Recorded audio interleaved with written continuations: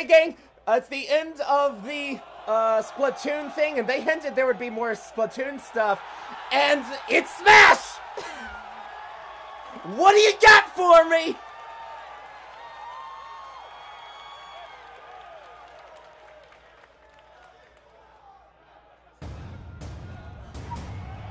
What makes Smash so special? It started off as a bunch of diehards that got to know each other, and then it just grew and grew and grew into this huge community that we have now where it's just amazing.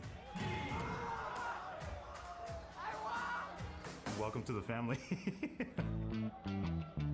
Oh, we're starting the Smash. We're starting Smash now? Just the fact that everybody could play. Anybody can jump in and play at any time, whether you're a pro or an amateur. That's just one of the most inviting fighting games of all time. The first time I've ever played Smash Brothers was when I was 5 years old. I was about 4 years old at the time. Pretty much whenever I was able to hold a controller, I got hooked instantly. Like every single night I'd be playing. we would 2v1 against our dad. All the time, And, all the time. We still lost. Yeah, we couldn't. We grew up and now he doesn't stand a chance anymore. I don't remember a time being alive where Smash Bros. Wasn't in my life. I got Melee and a Yeah. GameCube, and life's never been the same. It's easy to pick up, but it's hard to master, and I think it's brilliant. Like, I could write a book about Smash, every game for like 10,000 pages long. I felt every emotion in the book because of this game. That's what makes it beautiful. I mean, it's just very satisfying to KO somebody in this game. There's nothing even close to it. We like spiking. We like putting boots into people's face and sending them straight down. Game. Let's go. Yes, let's go. I'm gone. Let's go. Like, it was so good. I couldn't believe that. Oh, this game, dude. Oh man, they're practicing how the new much game. love and passion everyone here has Maybe. for the game and for the community. The Super Smash Brothers community is a community like no other, where we built it ourselves from the ground up. We started our own events, our own locals. They bring these heavy CRT TVs and lug them to tournaments, and they're like playing it from sunrise to sundown. You don't just meet one kind of person, and they all share this great passion. People from all walks of life can go in the same room and share a common interest together and have fun over it. I know I can go to almost every continent in the entire world and be like, let's play. Like, that's awesome. That's so cool. You build friendships with a lot of people for a lifetime, pretty much. All my best friends I met through this game. All my friends, Smash. My girlfriend met her through Smash. This is actually how I ended up meeting my girlfriend.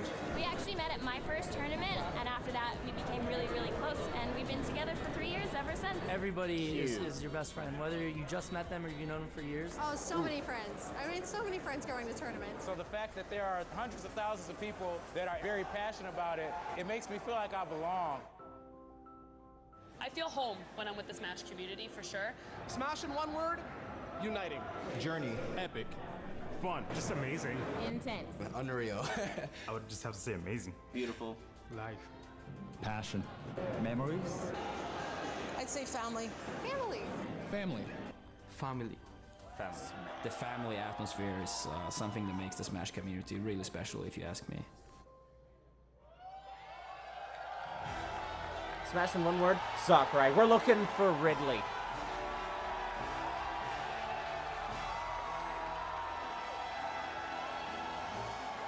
There he is!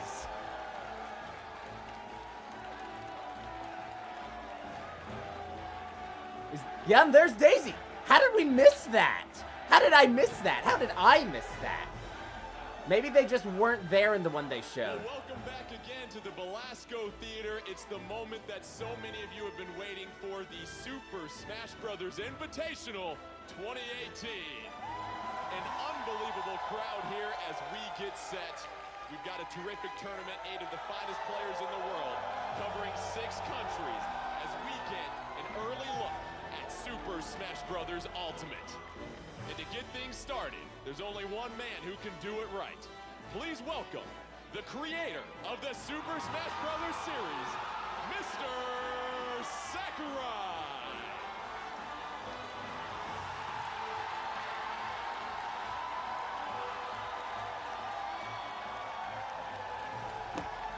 Sakurai, you're evil, and I love you. Evil in a good way.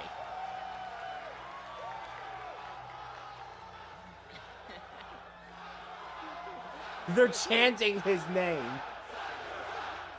Thank you. Thank you. Welcome to Smash Brothers Invitation 2080. どうもゲームデザイナーの桜井です。I'm the director of the game, Masahiro Sakurai. 朝の放送は見ていただけましたでしょうか Did you all catch the direct this morning? Yeah. どうでしたか What did you think? How was it?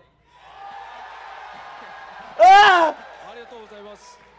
今回の売りというのはやはり全員登場その言葉に尽きると思います。Thank you for watching, and really what we wanted to focus on this time is, as we mentioned, everyone is here. ところで今回の戦いは、E3 バージョン E3 で展示するバージョンを使うためにキャラクターがおよそ30体います。However, the version we're using for the tournament today is the E3 version, so there's only about 30 characters available. Only about 30? 本番ではもうちょっとたくさんのキャラクターがいると思われます。But in the actual game, you'll be able to play with a lot more characters. Yeah, like 60. ところで後ろに並 Or んでいる more. 彼らは I have the amiibos to prove ト it. ッププレイヤーですが、彼らは実は、スマブラ SP アルティメットですかね、それをほとんどやったことがありません。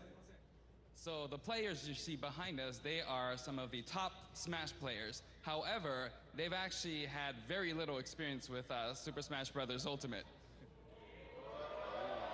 ですが、まあトッププレイヤーの彼らだったらきっとめちゃめちゃに使いこなして、なぜか使いこなして大変面白い試合を展開してくれるに違いないと私は確信しております。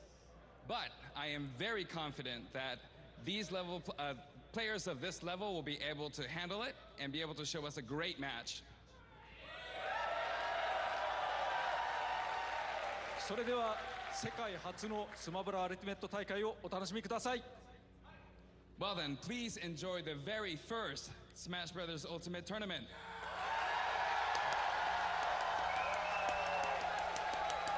Let's give it up one more time for Mr. Sakurai as we kick off the Super Smash Bros.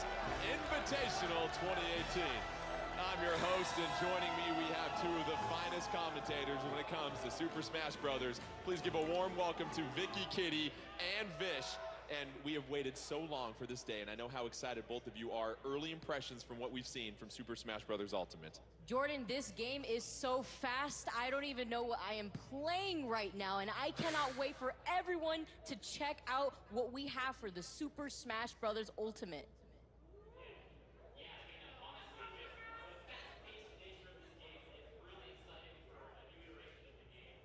His microphone doesn't work.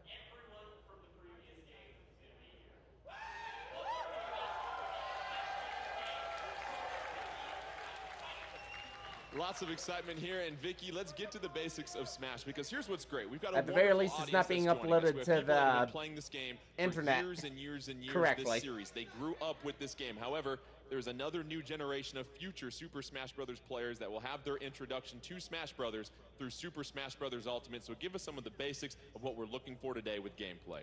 So currently, we have come from a history of different games. You have Melee and you have Super Smash Bros. For the Wii U. Both of them are different in their own ways. Currently, for the Super Smash Bros. Basics of what you're going to be seeing today, the goal is to knock the opposing fighters off the stage. You guys Man, are I wonder how the opening cinematic's gonna look. The damage increases as each fighter gets hit. As the percentage goes up, it does become easier for a fighter to be knocked off the stage. When a fighter is knocked off the stage, it is a KO, and the player then loses a stop. Very excellent description right there, and this tournament is going to feature a lot of different things. It's not just going to be 1v1 Fox only. We're going to see some smash balls. We're going to see ice. We're going to see singles, doubles, and 4-player free-for-alls as well, too. And you look at what you're possibly most excited for here, Vicky, and it's a chance to see some of the finest players in the world partake in action here. Yeah. And Vish, tell us about some of the stuff we're going to see from these players. Well, for round one, it's going to be a doubles match between Zero and Armada versus Abadongo and Plup. We have never seen these kind of matchups. We are seeing a Melee and Smash 4 come together. Smash ball on, so items off. Excited for what's going to happen here, but yeah, our first match is going to be... Yeah, they're going to want the Smash balls on. They want to showcase that. And let's talk about the character selection here. We heard we're going to have around 30 characters here. So here's how it worked. We have 8 professional players, and they did what's called a snake draft. They drew numbers, and they were each assigned a number 1 through 8. Number 1 got the first pick for a fighter. Number 8 got the 8th pick. So you have a pool of 3 fighters. 1 through 8 picks, and then 8 gets the first pick for the second fighter. Right. Then you go back down to 1, and then 1 gets the first pick for the third fighter. Why do you have 3 fighters? You have to use a different fighter your first 3 matches. After that, you can go back and use the same fighter for the rest of the match, as we said. So, for example, if I want to go with Mario, Donkey Kong, and Bowser, I have to use Mario, then Donkey Kong, then Bowser if I want to get back to Mario. So, Vicky, it forces these fighters to maybe... And how Mr. R is going to go through this, man, it's going to be crazy. Let's take a look at the updated player cards and see what characters are still available for choice. As we said, players drafted 3 characters, and once you've used a character, you can no longer use them. You see that Ridley, character Pit, that's Villager, ineligible, they are Cloud grayed View, out. Little Mac. So for Abadongo, Whoa, hold on. Whoa, it shouldn't have done that. No, sir. The first docket is 3-2 red, and Mr. Pause that. Why did you jump forward to live?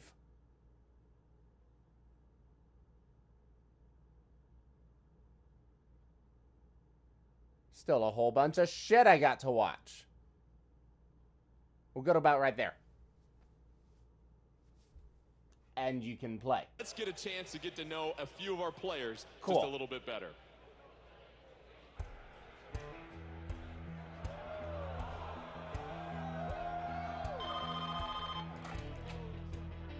Sometimes it's not so important to be a hero as much as it is a zero. A zero.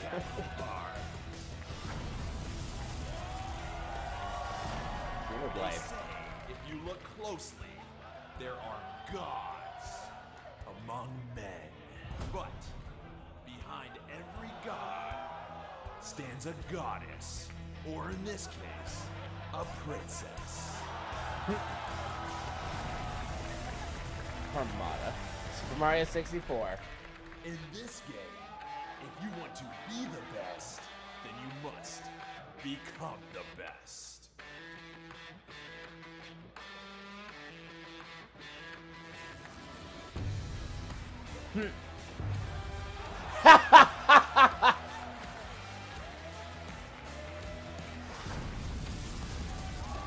Watching anime and reading Xenoblade. And sometimes it just comes down to having the right attitude. I am not kidding you right now. Dude, really? Dude, really? You're about to be late for the tournament.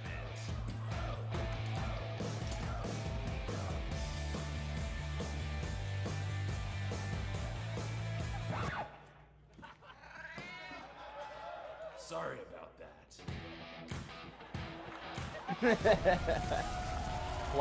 Oh, his cat. Super Metroid. These guys will compete with the fate of the entire universe in their hands.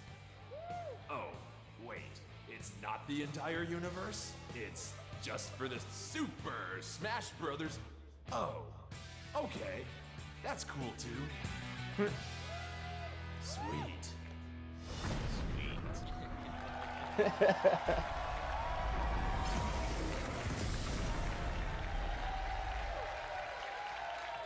Well, some very familiar faces as we get set for the Super Smash Bros. Invitational 2018. And let's take a closer look at how this first round matchup will work up amongst these 4 professionals. We bring out 4 of them, so that means it's going to be a doubles match to get things started here.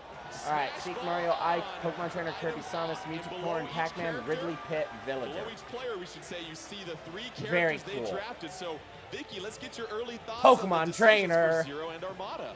So for those of you tuning Yeah, of in, course you he'd guys choose know Sheik. who Zero is, the best Smash Brothers for Wii U player with a 56 tournament win streak throughout nearly all of 2015, second at EVO 2018, 1 Frostbite, 1 EVO. It's going to be fantastic. Vish, what are your thoughts on Armada? I mean, Armada is just like the melee side of that Titan that is Zero. I mean, he is won Genesis through 2 through 4. He's won EVO 2015, 2017. He is a team's god, so it's going to be amazing to see how he fares up, especially with a dynamite combo like Zero. And I have to say this without squeezing by. Plup choosing Ridley as one of his characters, so we will see Ridley in action today, quite possibly. And you see Abadango getting the chance to choose his coveted Mewtwo as well. Yeah, Abadango being known for his Mewtwo and as well as his Pac-Man, so it's going to be quite interesting to see. Let's get set for our first matchup in the Super Smash Bros. Invitational 2018. You see the two teams, Zero and Armada, taking on Abadango and Plup as we get set to see the first ever competitive matchup in Super Smash Bros. Ultimate. They're getting their characters set to go as we take a look at the stage here, and Vish, just the excitement we feel here in the Belasco Theater. Yeah, man, it's just like you're saying, this is the first competitive set we get to see in Smash Bros. Ultimate. I am really excited for what these players have in store. I'm curious because as we talked about earlier, you have to choose one of your three characters in your arsenal during this match, and it looks like Armada is going to be going with Samus, Plup is going to be going with Ridley. It's Abadango going with Core, and then you see Plup with Ridley, as you said, Zero with Mario, Armada with Samus, and early on already, Samus taking the brunt of the damage here. Mario doing a great job staying alive, edge guarding on the side, but here comes Armada and Vicky. That smoke is going to help us determine who launches who on the side of the map as well. Exactly. The color smoke that you are seeing displayed here indicates that the player that launched that character in general is the one that incited the move that sent them that far. Yes. 81% damage for Armada as Armada trying to avoid some more attacks. Meanwhile, Zero with Mario. Ridley gets sending to the side of the screen here, Vish, and Armada following up once again. Yeah, I really like the game plan that Zero and Armada are doing. Armada seems to be either covering the ledge or the center, and they keep going vice versa, and Armada cleaning out that edge. That stock. Two dragons teamed up. Very cool. 2-on-2, Armada and Zero doing a terrific job of keeping I mean, their opposition Ridley's at bay, basically a but you see dragon, and Corrin is also a dragon. In the middle of the stage, Armada able to come down, that smash attack being protected by the barrier. Ridley sent off to the side, but there goes Armada, and the red team losing their first stock here, Vicky, as we see Abadango holding strong with Corrin. And as you saw, the Smash Ball being caught on the top of the stage, unfortunately, is not going to be caught. Here it comes back, getting caught once again. Is anyone going to get it? Zero with the bear, catching it immediately, and unfortunately missing the very first Smash Ball that you see Zero obtain. Zero with the foul ball. Abadango still alive with all three stocks, but Plup is down to his final stock, and Ridley, there goes Corrin, sent off to the right-hand side of your screen, trying to get back on. Plup doing a fine job as well, too, applying some pressure.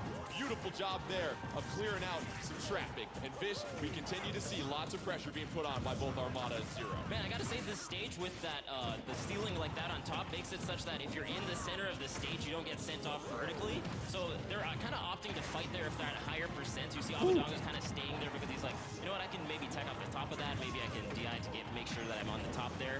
And unfortunately, he loses his stock. Abadango losing his first stock. Blue team 2-1. Meanwhile, it's 2-2 for the red team. Oh, geez. There goes Ridley. And now Abadango gets sent out again, and it's 1-1 for the blue team. Armada and Zero, they smell blood in the water here, Vish. And Plup, you saw it using the share stock. They need to get rid of that. Tank at the center of the stage. Oh man, Ridley, kind of a difficult character to use, it seems. Zero trying to recover, but there he goes. With a beautiful what, really? Zero off to the side of the screen. Zero's 157 doesn't kill. Zoning pressure, those projectiles from Samus. Plup able to clear out Zero once again. Armada at the top of the level. Abadango using that up air on Armada. Zero with a couple of up tilts against Abadango and Plup to rack up the damage. And Zero, Vicky doing a great job of staying alive with Mario. There he goes. Commentators curse, Jordan, but Armada was doing such a good job at catching Zero and making sure Zero was safe and sound in the middle. As you can see, they are fighting in the middle. No tech zone here for what it seems. Aba trying to cover his teammate as he makes it back onto the stage. Armada doing a good job, as you can see, maintaining stage control with Zero, though. It's actually a pretty even match, as we're saying that Zero's the only one with like a huge lead, but oh my god, Plup with a huge back air.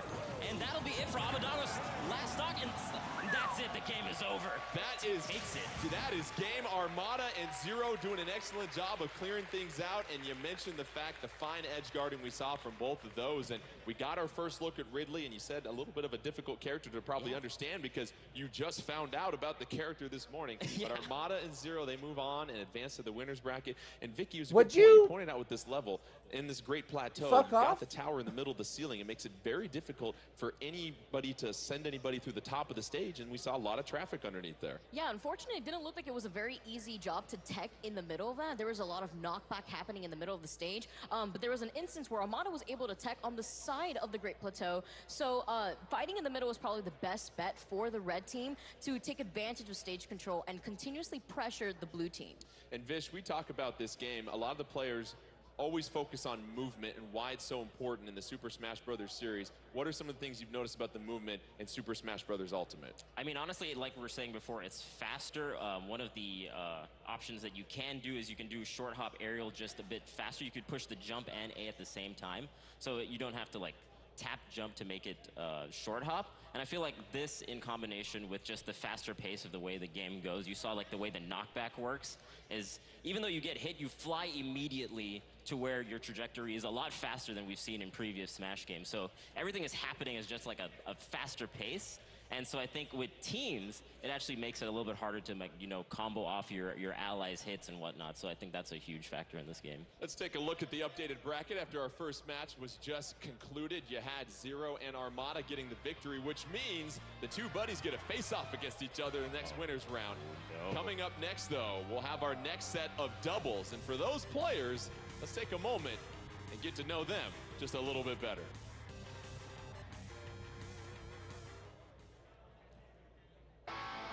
They call him Mr. R because Mr. PG-13 is, well, kinda unimpressive.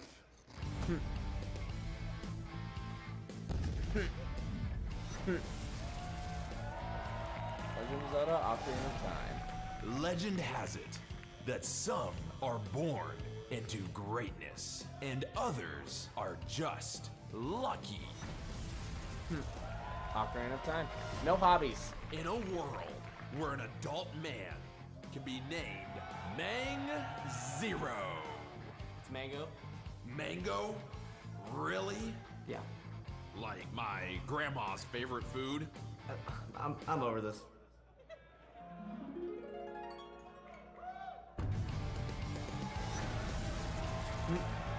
Mario Kart 8 Deluxe. Also no hobbies. He may not be old enough to sign a lease, rent a car, or obtain a legal permit to feed a pig in Arizona, but he can kick your butt and smash. Fire Emblem. Also no hobbies. Now, these guys will compete with the fate of the entire universe. Wait, it's not the entire universe? It's Super Smash Brothers? That's cool too. I want to get in on that action. I have an arm too. Super Smash Brothers Invitational 2018. And then they all explode. Cool.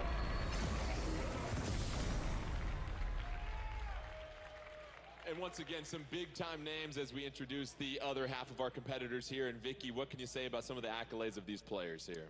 Well, Mr. R is one of the players that a lot of people know from the Smash Brothers for Wii U. 5th at Frostbite 2018. He did do 2nd at EVO 2017, so that definitely put him on the map. He also helped mold the Sheik meta. So Mr. R, being a known player, making his ways around the community, but also MKLeo, a prodigy to his respective game, very young player, 17 years old, coming all the way from Mexico. And we take a look at the player cards and see what characters our players selected for this opening round. And obviously, there are 3 that they drafted here. Cloud, Mr. Yu, R, Little Mac, Marth, right Bowser, below Fox, Lucky, Bayo, Snake, Mango, and Sonic, how about Inkling, the Link, decision and for Ganondorf. Mango here, Vish. One of the new characters of Super Smash Bros. Ultimate. Honestly, I'm really excited that Mango got Inkling because, you know, his playstyle is reckless, it's flashy, he's not afraid to risk it all. He's like, you know what, this is a new type of character. I'm just gonna play it right away, right off the bat, why not? And Vish, as they get set, take us through some strategy with doubles, because obviously there's a lot going on in the map and you want to make sure that you have some focused, concentrated attacks, but it's not 1v1 where you can really just focus in on one target. Yeah, true. And the percentages also work a little bit differently in doubles. You know, the normal hits don't do as much percentage as they would in singles versus doubles, but a lot of it is just kind of like taking up space for Bayo, the player. Cloud. Oh my god. And Mango going Ganondorf right off the bat.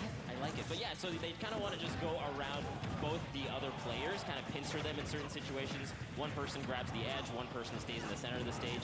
Those are the basics to kind of play doubles really well. I wonder how busted Bayo still Moray is. Towers, red team, Mr. R going as Cloud. You see the limit meter right there. A couple of up tilts by Oh Lucky. yeah, you and can see see it. Mango using Ganondorf and Vicky. Ganondorf brings a new weapon to his arsenal in Super Smash Bros. Ultimate. Ganondorf now has a sword for his smash attacks. As you saw earlier, Lucky losing his shield quite early within the game. And I'm so happy we get to see a display of Ganondorf not just using his fists and his feet, Jordan, but also the sword. And Vish, you look at this map, all the different levels, it's going to be really hard to establish a neutral game when there's so much verticality in Moray Towers as Cloud gets sent to the top of the screen and now Mr. R taking a trip to the left. Yeah, I think moves that have huge hitboxes do really well, as we saw the smash attack from Bayonetta going through the platforms like that. I think huge hitboxes like Ganon's as well will do really well on this stage. So great choices from everyone. Cloud also a huge sword hitbox will kind of just traverse and cover the stage really well. Mango in the middle of your map right now, paired with MK Leo's Bayonetta. 3-3 stocks for the blue team. However, Lucky losing the first stock and it's 3-2 red, and Mr. R at 135 with Cloud at the top of your screen, trying to avoid getting knocked out. Then you see another fighter to your left, Mango, able to recover with oh, on the so left-hand close. side, but Oh, Lucky but he's gone. sends him down off the stage here, Vicky, and now it is an equal game between red and blue. Bayo's still not had a done. very similar fight to what people noticed just from got MK launched. Leo It and was Mr. Cloud. R, and unfortunately Mr. R star KOing in the background and losing a stock, left with 2 stocks in total now. MK Leo with Bayonetta doing a great job of hanging on. Still on the stage. 3-2 advantage for the blue team over the 2-2 for the red. Mango with Ganon, missing with a couple of forward tilts right there. But you see Mr. R, oh, nice work nice with dodge. the up air, able to connect. MK Leo able to punish Lucky right there as well too, Fish. Are you guys noticing that it feels like Mango's going right for Lucky every single time they're together? I see some heated battles coming up right now. Mango's like kind of just abandoning his teammate. He's like, you know what, Lucky, I'm coming down for you down there, man. See me. Lucky unable to recover at the bottom of your screen. He's down to his final stock. MK Leo, though, Vicky, still with his 3 stocks. He will refuse to KO, but here comes the smash ball. Lucky's gonna go ahead and grab that. We know that was a weird smash ball. Make sure your opponents are lined up. Oh no! Self-inflicted KO, Vicky, and you gotta be careful. You can't get too excited. Unfortunately, he was facing the wrong direction and caused himself to lose that stock, Jordan. But there goes Bayo finally. KO on MK Leo, and it's 2-2 blue team. However, 1-1 for Mr. R and Lucky. You're looking for MK Leo and Mango to close things out. Mango doing a great job. Look at the top of your screen, Vish. Oh no! Oh man, a vertical KO. I mean, Lucky's now it's done. just a 2-on-1 situation. What can you really do, man? This counter. Difficult. Mango with a nice back air, and Ganondorf, MK Leo trying to use the down air. Lucky trying to elude and just get on some type of even footing. Beautiful counter against Ganondorf, sends him off to the side, unable to recover, and Mango down to his final stock. MK Leo, though, still has 2. Oh, that's it. What? But not enough. The huge contact there. Hanging on, but yes. He's living again. He refuses to quit. That Lucky trying to hang on. You figure the cutscene is a KO. But when you're confusing this system, you talk about being able to stay alive and just relentless from what we saw there. MK Leo, especially that was with that some Bayonetta, tough shit. staying alive to give the blue team the early advantage. We DI those and we live in, but not living enough. Unfortunately, they are going to fall, and MK Leo's team is going to proceed through bracket with Mango. Let's take a look at the updated bracket after our first 2 matches, and we'll see how these fighters will continue to make their way. So MK Leo and Mango, they get the victory, which means they will face off in a 1v1 coming up next, and it will also be Zero versus Armada in a 1v1 as well too. But let's get to our elimination bracket, because obviously it's double elimination in this tournament. You got to send some folks home if you don't keep winning. It'll be doubles at this point, which will then send us to a 4-player free-for-all in the next round. So you're going to have Abadango and Plup versus Mr. R and Lucky in some doubles. And once again, when we look at those doubles, it seems like Vish, the fighter that's able to really make the most of having those 3 full stocks. We saw that with MK Leo, with Bayonetta. You're able just to apply consistent pressure, and we've seen that in both fights as well too, having the lead with the 3-0 stock. Yeah, I mean, that just gives you that huge 2-on-1 potential, and now going into this match, they can't use that first character they had in that arsenal, so now they got to switch between the remaining 2 that they have, and I'm really curious to see how Lucky, with his fast-paced kind of play style, is gonna change versus Plup and Abadango, and how Mr. R is gonna go through this, man, it's gonna be crazy. Let's take a look at the updated player cards and see what characters are still available for choice. As we said, players drafted 3 characters, and once you've used a character, you can no longer use them. You see that character that's ineligible, they are grayed out. So for Abadango, you've got your Mewtwo, Pac-Man, still Pit, Plup, Villager, Pit, Mew, Villager, Little Mac, Mr. Bowser, R, and Ryu, Fox. Little Mac, and then for Lucky, you have Bowser and Fox. So you look at some of the available characters here. Not too many big, heavy characters out there here, Vicky.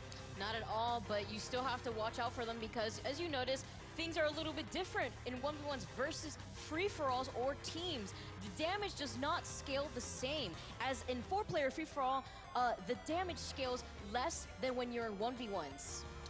And Vish, you look at the fact that you have items on now for this doubles elimination matchup, and Oh. you also have the Smash Ball on, and so when it comes to items, how do you go about and change your strategy with that? Because that's not what we typically see in competitive play. Right. I think it was clever, if this was what Lucky was thinking, to keep Fox because he has the reflector, which does so much more when you have items. I mean, it reflects back items at twice the force, and if you have Pokemon, it reflects back. Oh, but he says Villager. no, Vish. I'm gonna go Bowser. We've got Mr. R as Ryu, Lucky as Bowser, Abadango as Pac-Man, and Plup as Villager. Both players, they have 4 stocks each. Items are on, so keep an eye out for that as you see the chocolate bar fly through the sky. And already, Lucky choosing Bowser. You see how big of a target he is, Vicky, taking on lots of damage at 65. He may be taking on a lot of damage, but he also deals a lot of damage on his own, so you're going to want to watch out as the trajectory of the game sends you pretty far.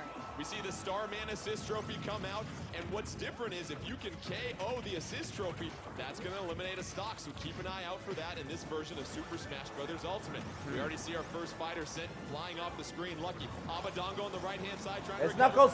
Oh, and Ryu goes out already. Oh my god, we got There goes Knuckles. Bowser. Knuckles the assist trophy. Knuckles, the assist trophy, breaking the hearts of so many, but here he comes trying to assist the blue team. X-Bomb deployed off the side of the stage as well, too. You see some bottles of milk flying in there, trying to get some help. That Plup doing a Villager. great job with that forward tilt, Boy, clearing out man. the room of Lucky. Both fighters getting juggled in the air, both Lucky and Mr. R. Oh, and 4 Smash stops, Ball too. on the stage.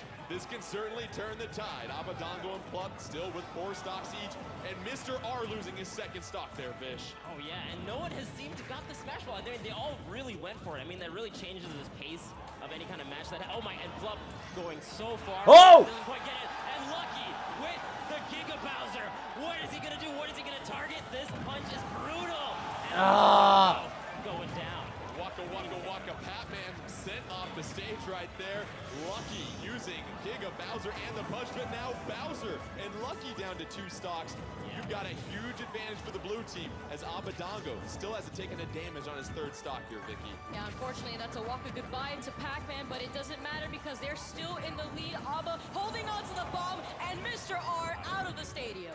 Ryu down to his final stock. Mr. R really going to have to hang in there Jeez. tight. You've seen the pressure Oh, they're applied from both destroying Abadango them. and Plup. 2 speedy characters working their way around the stage right now.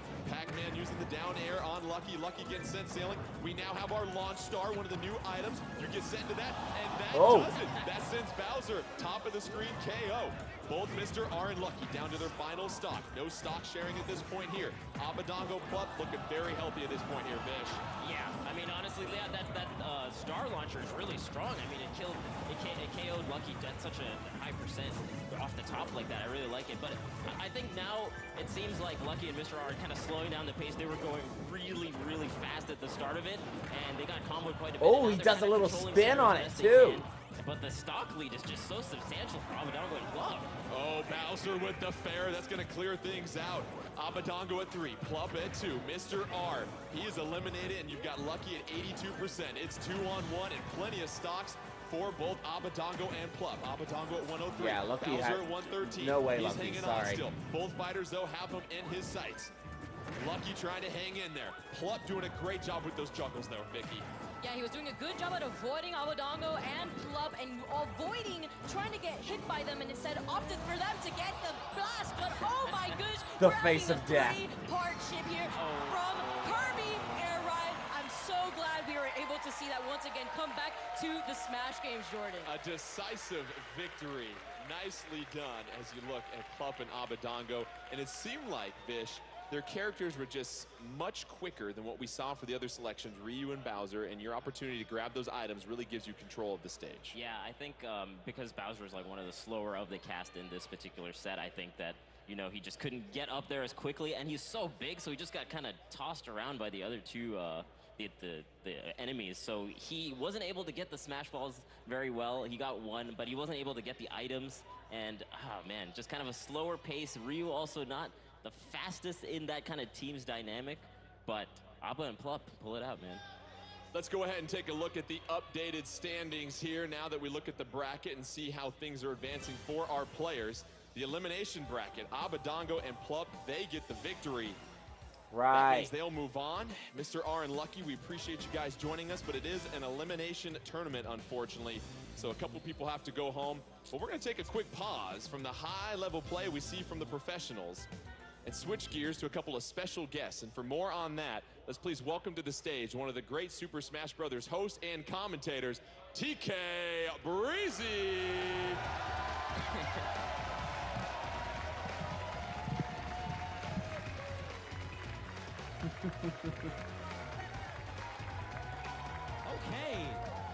Okay, this is the type of crowd I like to see right here. Smash Brothers. I like it. I see a lot of people that I know, and that's great to see. But how are you guys enjoying this invitational right now? That's good to know. That's good to know. Thank you. Thank you. That's good to know, but let me go ahead and tell you guys what's going to go down real quick, okay? We had our For Glory action going on, you know.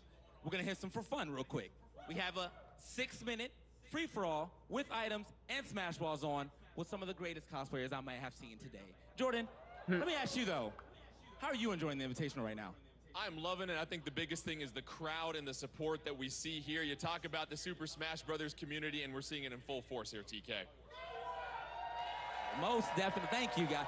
Dude, this is the type of energy that I like. I almost walked in this morning and thought I was actually at a tournament. Like, there's so many people that I knew. I was like, man, am I in bracket? I might be in bracket. All right. So let's get into it. We got our cosplayers. Can we get our cosplayers to the stage? And these cosplayers are Jesus as Mario, Trisha as Link, Tyson as Ness, and Matt as Pac-Man. And I love these outfits here, Neato. TK. And how about Pac-Man right there? Just a full yellow bodysuit. I love it. Now they will get a chance to play Super Smash Brothers Ultimate for the first time ever. What advice would you give some folks that are picking this game up for the first time? That's a good Ness. So, you know how that's a good Link. Smash 4 started, That's a great Pac-Man. That's a great Mario. Well, that's not a thing here, because in this game, there's actually diminishing return on the rolls. So the more that you roll, the longer the roll is, thus meaning you're going to get punished. So I'd say ease up off those triggers for a little bit, because you don't want to be that guy who gets punished for rolling entirely too much. And what's different is we see some different mechanics with the air dodging as well, too, and just the general speed of the game. Oh, yeah, most definitely. The air dodging now, there's directional air dodging if you haven't seen, but also for the Brawl players and the Smash 4 players, there still is that Brawl-esque in Smash 4 air dodge if you do not hold a direction when you air dodge. It's a little less lag, still laggy enough for you to get punished, but there is a little less lag, so it's a little safer. And a couple of changes to some classic characters. What did you see from the newest edition of Link that we have in this one? Okay, this is actually going to be, I'm glad that we're seeing some Link action. Also, shout out to you guys all playing the character that you're cosplaying right now. I mean, that's just character loyalty. That's just character loyalty right there. The devotion right there. So they're getting set for the matchup here. Obviously, they get a chance to get their hands on the game for the first time. And I really want to know from you that short hop mechanic for the forward attacks that we see in the air as well, too. Seems like it's going to really help out some players that aren't quite at that competitive level. Yeah, I mean, short hops have been in the game, you know, for a long time. It's just not something that we ever really, like, discussed. It's not like a official term. It's just, hey, man, this is a jump. This is a short hop. But now they kind of made it an official term. We have short hops in the game, making it much easier to, you know, attack, keep that pressure going on someone when they're on the ground or maybe on a small platform or a low platform. Keep it going. Keep it going. What's interesting, too, is we were talking about this a little bit before. The damage output is different when it's a 1v1 versus a 4-player free-for-all match. Tell us a little bit more about that. All right, so the damage output, I'm just coming here rattling off information. I've been going at this game for you know, a little bit upstairs. We was out there chilling, so I got some inside scoop. But the damage output, you obviously do, I don't know which one people want to call the normalized damage, but you have a certain amount of damage that you do on one-on-ones, and then you have a certain amount of damage that you do in free-for-alls or, 2v2s. So the damage is definitely different. You're going to do more damage in one-on-ones, obviously, to compensate for the fact that it's just you. And then in doubles, because you have a team partner, you're going to do a little less damage. It's not anything crazy. It's not like a 50% cut or anything. But, maybe an up smash does 18 in singles, and then an up smash does like 15 or so in doubles. And I'm curious as well, too, it's going to be Super Smash Bros. Ultimate, every character we've ever seen before, but a couple of new ones, Inkling and Ridley. Many people waiting a long time to see Ridley in this game. Your thoughts on both those characters? I mean, I was just as surprised as everyone else. I mean, you guys, when Ridley came out, how surprised were you guys? Come on. Big surprise. All right, guys, but outside of that, we're going to get into the match. We have the fighters ready. They're all still playing the characters they are cosplayed, which, again, I had to appreciate. Let's see how it goes down. We got the ready to fight on deck, and I'm just ready to see what's going to happen. And in this 4-player free-for-all, if you want to follow the action, you can see the color of the smoke when they get knocked off the stage. That'll tell you who launched who. You've got a nice, convenient little radar. But let's get things rolling here. It's no secret. You got Mario, you got Link, you got Pac-Man, and Ness. 4-player free-for-all here, TK. The Pac-Man, he's got the gloves on, so I don't even know how he's fully gripping this controller right now. So I want to see just some platinum Pac-Man play coming in from this, man. He looks so focused. Let me get a good look at his face. He's focused, man. He's in it. He's dialed in, dude. He's dialed in. You got the Champions Tunic Link. A couple differences there. And no hook shot for that Link this time. No quick shot this time. For those who do not know, Link actually is the Breath of the Wild Link, so he does not have a hook shot one. He also has detonatable bombs, much like the game. You can put a bomb out. But he has a boomerang. No hook shot, but he has a boomerang. When the opponent gets closer, you throw it towards your opponent and it hits him. You detonate it and get big damage. Smash ball on, items on. You see Ness with that smart bomb deploys that. That's going to be Mario sent sailing, but Mario hanging on right there. Bottom right-hand corner of your screen.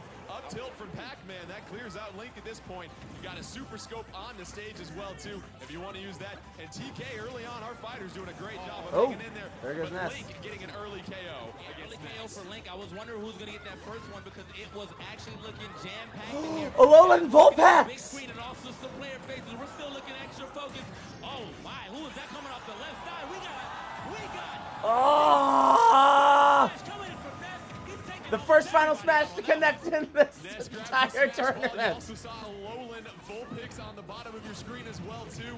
Early on, and what we're going to see here, TK, is that the leader is going to light up here just a little bit so you can follow and see who has the lead. Pac-Man doing a great job clearing out and getting a KO against Ness right there, so negating probably what Ness did with that smash ball. And as Jordan said, there is an indicator for who is in the lead. He will flash momentarily. So it's kind of like the get that guy, the get that guy notice right there. If you want to get in the lead, you know exactly who to take out. That black hole right behind the launch star. You got an essential galaxy in the middle of this map as everything sent spiraling in there. All 4 players on the map at this point. Oh, but here comes the crane from Arcade Bunny. Arcade Bunny. What you know about Arcade Bunny, TK? Oh, no. Best crane player, but whoever is operating that crane is a god. Beehive falling onto the stage as well, too. And then Link with those remote bombs that we know much different than from what we've seen in iterations in the past. I mean, you see him already has it set out. Now all he has to do is hit down B one more time to go ahead and explode it. Obviously, he's going to wait around a little bit to see if anyone's going to get next to it. Actually, it's not even on the stage anymore. It might have just rolled off. But now that it's off stage, he is able to pull another one. You can only have one bomb at a time. Link. The Master Ball. Oh, here we go. Ness at the top of the screen, just barely living that. It gets a dash attack. Not going to get too much off of that. Looking for the PK Thunder. Little ambitious there. Where's the Master Ball? Where'd it go? Who's got it? Now you see the Star Rod right behind him. Nobody grabbing that. That remote bomb sending. Man, that bomb is big. Mario on the right-hand side going a little 1v1. That fair knocking Mario back at this point. Oh, but you see the upward smash and another fake smash. You should get that. Oh, 2 smash balls, you say? You should get that one. Hit that one. Okay, Mario. Here comes Mario. And the smash ball. Sailing. It wasn't a real one. It was fake. You guys, so a good way to notice, now that it's been out there, a good way to notice if the smash ball is real or fake is if the horizontal line is thick, that is a fake smash ball. Now, none of our competitors might have seen it, end up getting blasted by it. It just goes off. Anyone in the vicinity is taking big damage. That's just mean to put two of those out there. Smart Bomb being deployed by Pac-Man once again. That sends Mario to the top of your screen. Ness trying to use a PK Thunder on the left-hand side. Link with the beautiful up air. Here comes that Hokotate bomb that's going to come crashing down here in just a second. Some bananas on your bottom right. Got to get that potassium, Mario. Watch out for that bomb coming back down to earth. Doesn't do any damage at that point. 2:15 left. 2 minutes left. Jeez. I don't know who's winning Very anymore. smart for that Mario to go for those bananas too, man. Has the highest percentage on deck right now. As you can see, Oh, nice. Mechanic is obviously still in. Look at his portrait right now. He's smoking. I mean, he's extra mad. He is fuming. And the next person to take the up smash for him might be the last up smash they'll ever see. Mario 138 at this point, trying to use the down air as he comes back down to earth. Mario with the up B that's going to clear out some traffic. Link trying to use that Ore Club potentially, but Ness gets sent sailing to the left-hand side of your screen.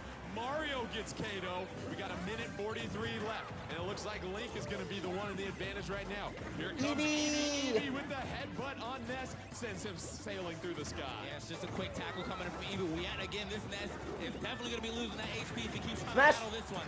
And here we go, got another smash ball. Again. Immediately drops it. If Mario can't connect, he gets one. Oh, he gets one of them. He sends Link sailing on the ocean. That was close, man. He almost got the double KO, the double annihilation. That would have been crazy for him. So down to the wire, though. Pac-Man, the only one really in KO percentages.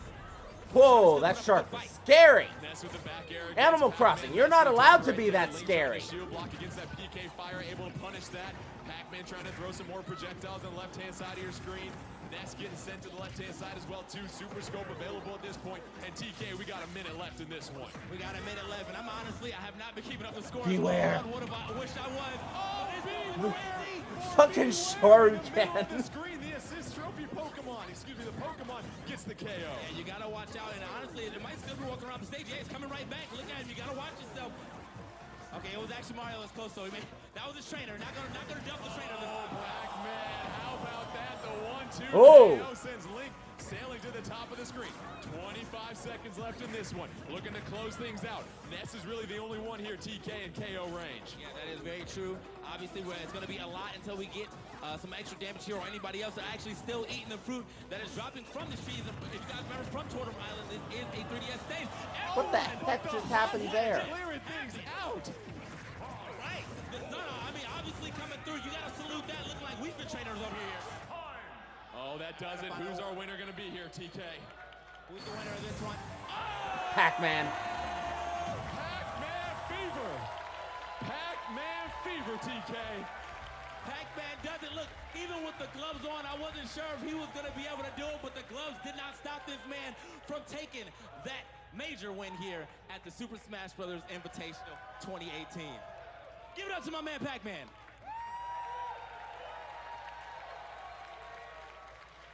All right, guys, so that was a lot of fun, but we're going to get right back into the Super Smash Bros. Invitational 2018, throwing it to our casters. TK Breezy. Give it up for TK Breezy one more time here.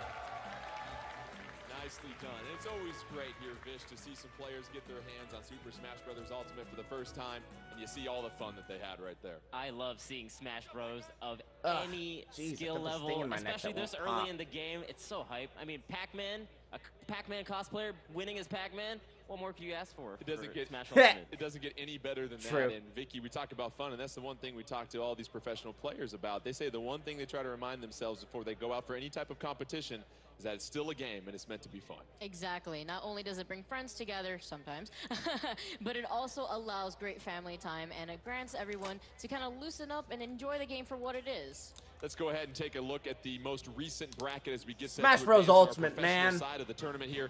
We're gonna have a one-on-one Zero versus Armada. They were on the winning doubles team that overcame Abadongo and Plup earlier in our first round of action. Let's take a look at the player cards here and see who they might be selecting. You see Zero has Sheik and Ike still and available. Ike or Armada, Pokemon Trainer and Kirby. Pokemon Trainer and Kirby, and Pokemon Trainer, a few changes that will certainly benefit that style of play in this edition here, Vicky. It's going to be quite interesting because this time around, Pokemon Trainer has no fatigue. And you talk about that ability with no fatigue and interesting things you can do in the air here as far as combos and dodging, Vish, when you're using Pokemon Trainer. I think it's actually really cool because Squirtle, you know, he has like lighter hits, so he can do light hits and then maybe switch in the jump animation, you can switch Pokemon in this version. So then you can switch the Oh, Ivysaur really? to a finishing move that way. And I think the really interesting thing is you have 3 sets of recoveries with Pokemon Trainer because of you can do it while in the air. So I think that'll make you can use Ivysaur's tether recovery. You can use Charizard's multiple jumps. You could use Squirtle. Yeah! Pokemon Trainer. Pokemon Trainer. I'm hyped. This is Pokemon Trainer. Smash Ball on. So Vicky, with that Smash Ball being on, how does that change the strategy in a 1v1? Well, as you notice, the Smash Ball doesn't usually Oh, appear I'm at the so beginning hyped for of the match, Ivysaur. so in the middle of the match. So I know that Zero is going to be keeping his eye out for that, and Armada's going to want to try to take it over Zero before he tries to snipe him.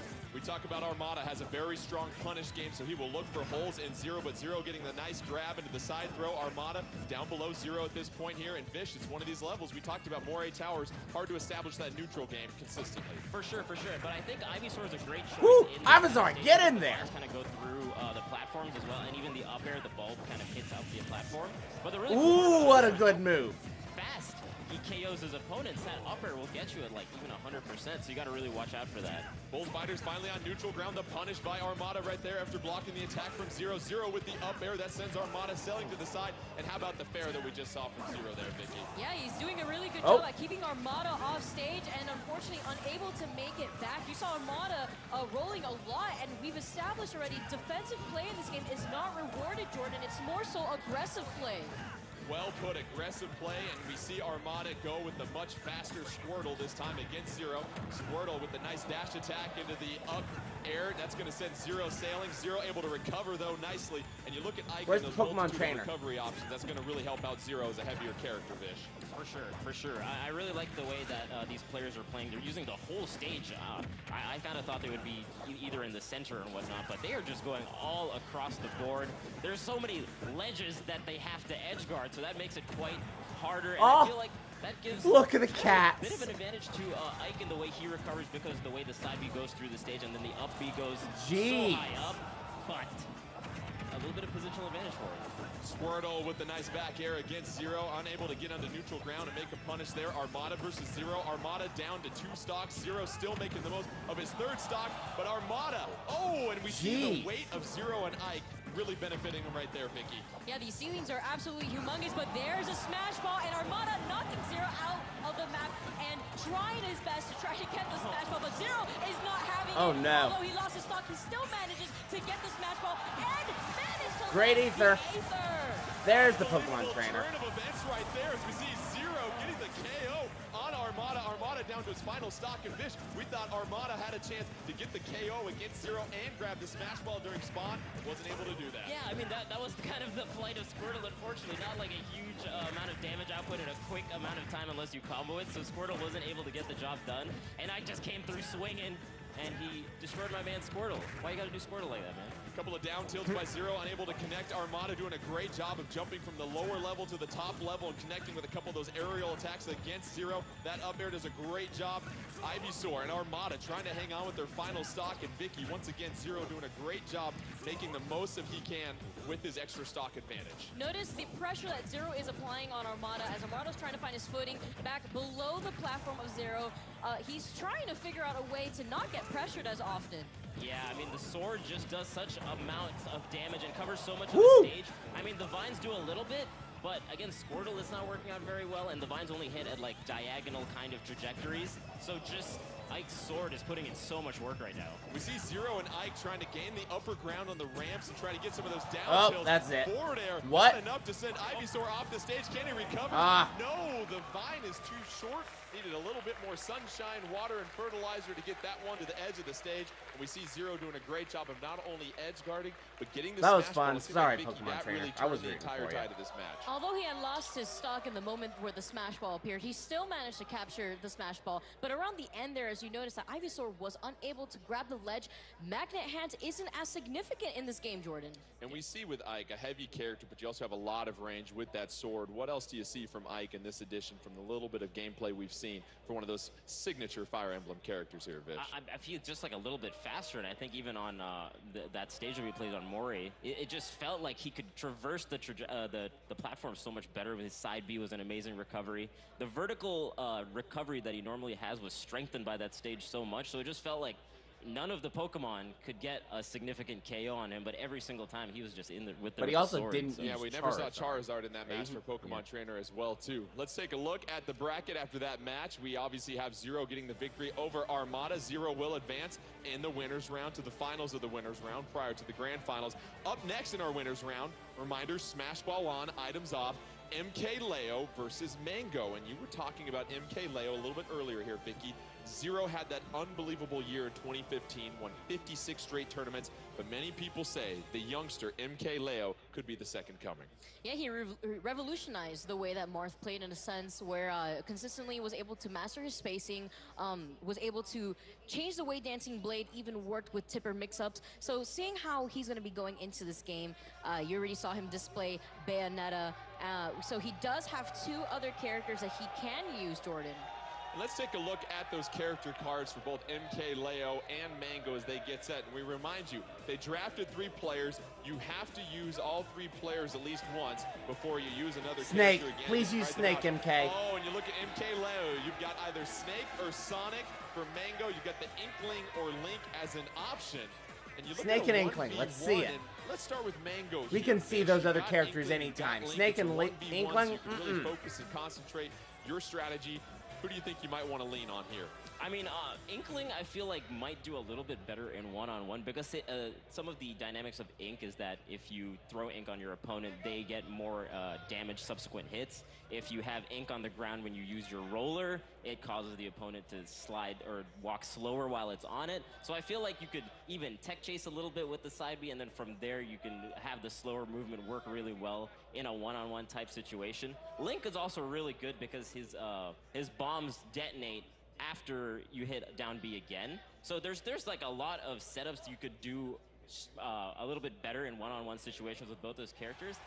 I have a feeling that he's gonna go Inkling. Yes, and Mega Sonic Inkling, fulfilling the fans' desires and wants. Wah, wah, wah, wah, wah, wah. Sonic! Yo! Inkling, and already we see Sonic, a very fast... Saffron City's back! Yeah, Mango was telling me how he really likes the way that Inkling plays, and he would probably want to play Inkling when it comes to this game. Character has a lot. Gotta catch them all! Look at those shitty Butterfree in the back.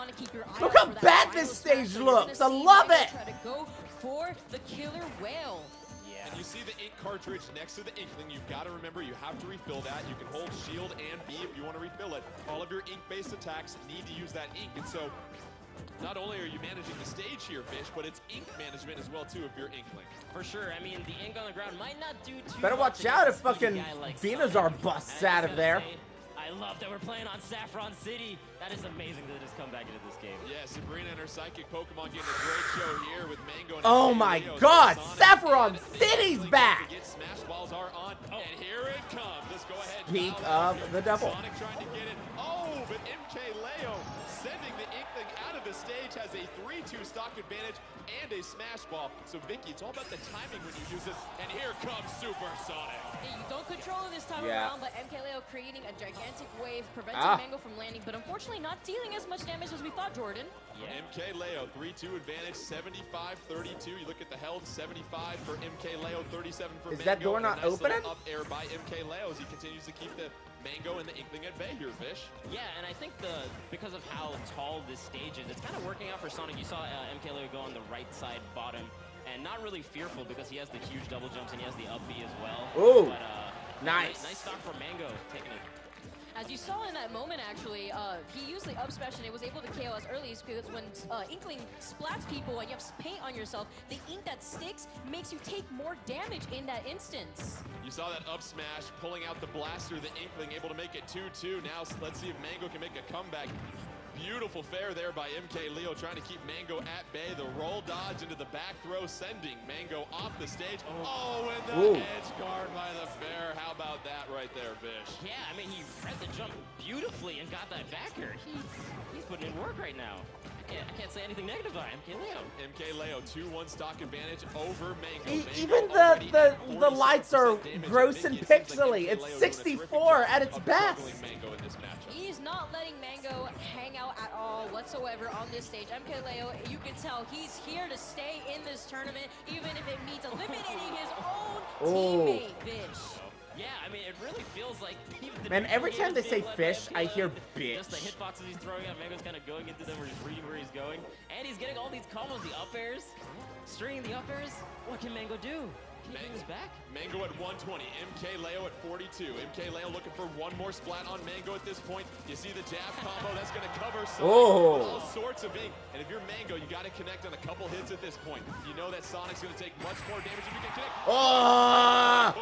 The forward smash by the ink-covered Sonic will go ahead and allow him to take a victory shower after that as MK Leo advances. And Vicky, as we said, well, that means we're going to get to see MK Snake. dominating the neutral game and dominating the aerial game as well, too, against what we saw there in Mango and the Inkling. Yeah, aside from trying out a different color, he was able to make sure that Mango had a really hard time landing onto the ground and consistently juggled him, Jordan. Let's take a look at the updated bracket after that matchup and see what's happening here. And you see the couple of victories that we had in the winners round, which means what a Zero matchup versus we'll have. Leo. Zero versus MK Leo here in the next winners From Zero matchup. to Leo. 1v1, both of those fighters. It's a able to Hercules advance song in the on. making. Zero to Leo. We'll obviously move to the elimination bracket at this point as we get set for our next matchup there. And like we said, different set of rules in the elimination bracket. We now have a 4-player free-for-all. Smash Ball on, items on between Abadango, Plup, Armada, and Mango. So Vish, you look at the rules, the 4-player free-for-all. Where do you begin with strategy in this one? Well, I see that there's 3 Melee players in the elimination round. I see that the finals have got 2 Smash Brothers for Wii U. Come on, Melee players. I know you have it in you. But as we go into this, I feel like it's going to be interesting because there's more items on, as you're talking about, and I feel like that's going to introduce a lot of different kind of entropy into the match. So there's going to be a definite random factor, so I feel like faster characters are going to be a little bit better in this kind of setting. And characters like, I feel like Ganondorf was a good example, or Ike was a really good example, where they're like relatively fast, but they hit super hard in the air, so they can still get the smash ball when they need to. So characters like that are going to really work out well. And let's look at the character card and see who we might be seeing in this 4-player free-for-all. Smash Ball on, items on as well, too. Abadango down to Mewtwo. So Mewtwo, Pit, Kirby, and Link. Armada That's with what we're Kirby looking and at. Mango with Link, and so really, Vicky, a collection of some light characters, Link being your heaviest one out there. Yeah, and I'm so happy that we're going to finally be able to see Breath of the Wild Link, Jordan. So it's going to be seeing how Link uses his bow and arrows. We saw that in the direct earlier. He is able to pick up his own arrows and use double arrows whenever he uses his bow. Yeah. Let's get Really? this 4-player free-for-all. As a reminder, only 1 player advances out of this matchup, so a lot on the line here as we continue along in the Super Smash Nice Bros. entrance. Invitational 2018. Actually, Mewtwo is also a very cool pick because of how much space his tail takes. If you do down tilt or forward tilt, it kind of just hits pretty decently hard. It can combo well, and it takes up a lot of space. So I think Mewtwo is also a really strong pick in this kind of setting.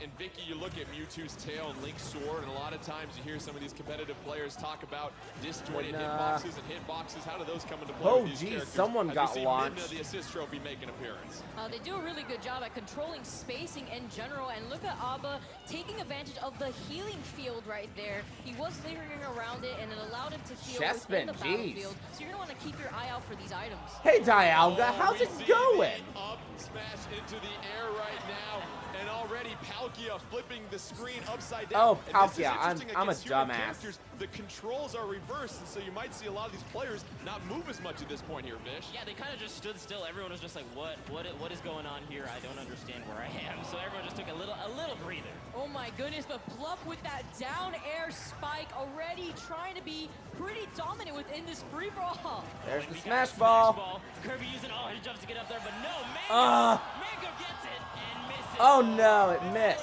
Ancient arrow. That's the Mango. They're great against Guardians, but you gotta connect if you want to make good use of them. You see Abadango, Armada, Mango, all with 3 stocks, but how about Plup here Vicky, 135, but all 4 stocks available. He's doing a pretty good job at trying to edge guard Armada, makes it back into the stage. Armada trying to get away from Club, notices that he's in his line of sight.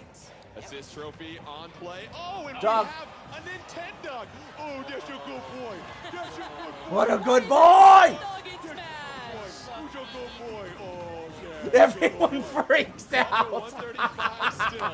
All 4 stocks, but Club gets sent sailing. Now all 4 fighters at 3 I love stocks. it. Remember, only 1 advances. Armada trying to edge guard. Oh, Club with a couple Ooh. of aerials there, Vicky. Double 2 back air into KOs. those double Fun slots, time. and as you see right there, the Color TV game 15.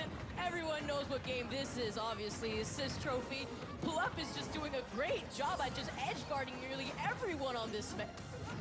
See Mango on the left-hand side of your screen as Link getting back up on the stage, trying to edge guard against Armada. Mewtwo connecting with the Shadow Ball as well, too. A couple of those 3-piece items still up for grabs. Nobody has one in their arsenal at this point.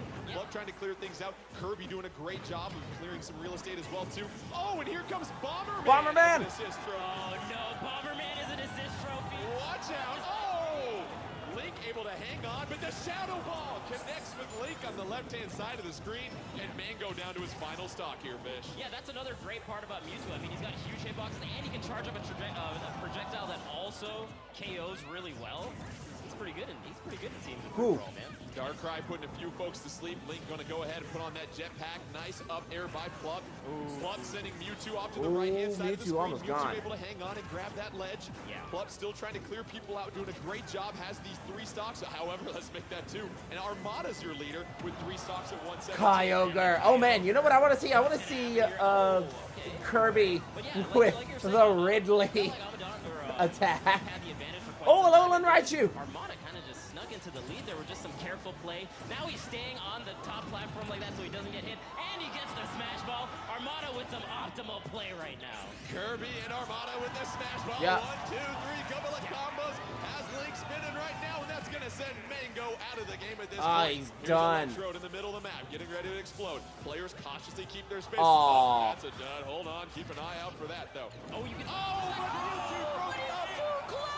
Friendly fire, and Mewtwo's eliminated by Electrode, and now it's down to Plup and Armada. Both fighters relatively at the same percentage health. Armada as Kirby, Plup as Pit. Only one fighter can advance, and now it shifts to one-on-one, Vicky, and where does your strategy change? As you can see, Armada was playing extremely patient, sneaking his way up into the lead versus Plup. He was doing a great job at ledge guarding all his opponents, but it seems right here, Armada with the change of momentum, and once again, Kirby Air Ride is going to make an appearance. Oh! And he misses! What a dodge. See, Plup able to air dodge, and that's a critical point right there. That is an amazing air dodge. It felt like Armada was just watching him go every time. He felt like he was just actually waiting for that defensive option, but Plup just delays it even more slightly. And Plup, happy to take center stage, kind of pushing Armada into the left side of the stage. He's doing a little bit of comboing. You see Armada, what he's trying to do is stay underneath Plup and get his up tilt combo started, leading into back air. And a decent amount of percent right Man, now. oh man, we're going back to Shadow Mode's Island. Are we getting Snake's special taunts back for every character? Same for Pit?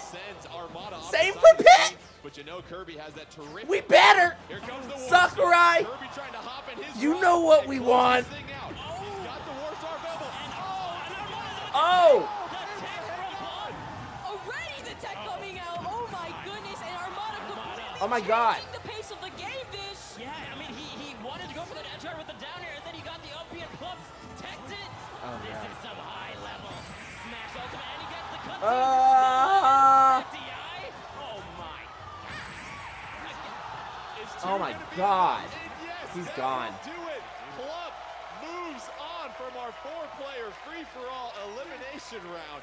And how about that, the back and forth, but let's point out that highlight, that tech off the stage that we saw there, Vish. Yeah, so he had, actually there was a warp star on the left side of the stage. Armada was just like, nah, I'm not even gonna go for it. He goes for the down air, and then he had to recover, so he goes for the up B, and then Plup is like, you know what, I'm just gonna tech that and make it. A couple of highlights in this match, and Vicky, one of them came from the beautiful air dodge by Plup. You thought Kirby had things on set, ready to go to clear this out. Take us through what we see here. As you can see, Armada was preparing himself to hit him and wait for the perfect opportunity to hit Plup, but in the perfect moment, look how Plup was able to avoid the shot. Immediately after that air dodge, he felt like he was unsafe, but was able to dodge right on time. Oh my God. Unbelievable display of being able to dodge, including the fact that we talk about the multiple dodges that you do here, Vish, the less effective they are. Yeah, I mean, as if you do a spot dodge or roll, each time it has a little bit more lag on it, so it becomes sluggish. So the game itself is not trying to, it's promoting aggressive style of play. So if you're rolling and spot dodging quite a bit, it'll actually become slower and easier to punish. So Plup, even with that kind of disadvantage on the defensive option, still figures out how to do the spot or the air dodge into the roll to avoid that KO. That's crazy. Completely changed the match. Let's take a look at the updated bracket as we continue to eliminate more and more fighters as we move along here into Super Smash Bros. Invitational 2018. Plup will move on. He will take on the loser of MKLeo and Zero coming up here next. But let's take a break from the high-stakes play with our professionals and bring on a few more special guests to tell us more about that. Give it up once again for TK Breezy. Woo!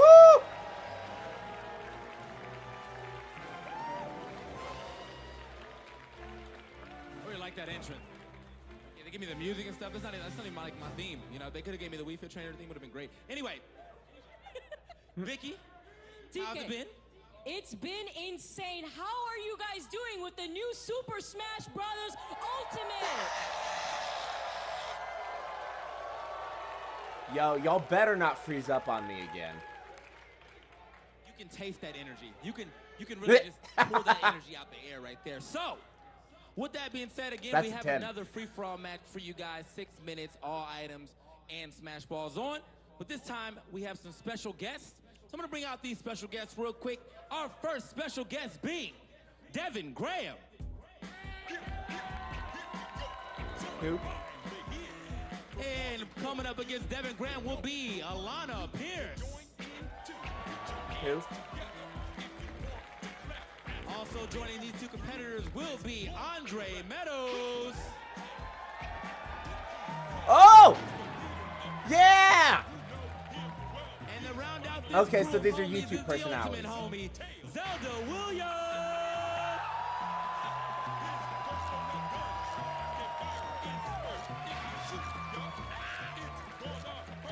Everyone knows it. They heard that. They know the name. They know who it is, man. So here we are. It's gonna be, as I said, another free-for-all. 6 minutes. know who Zelda Williams all items, is. Smash Ball. So it's gonna get a little bit out of here on the stage. know But Vicky, Andre the Black what do you expect to see?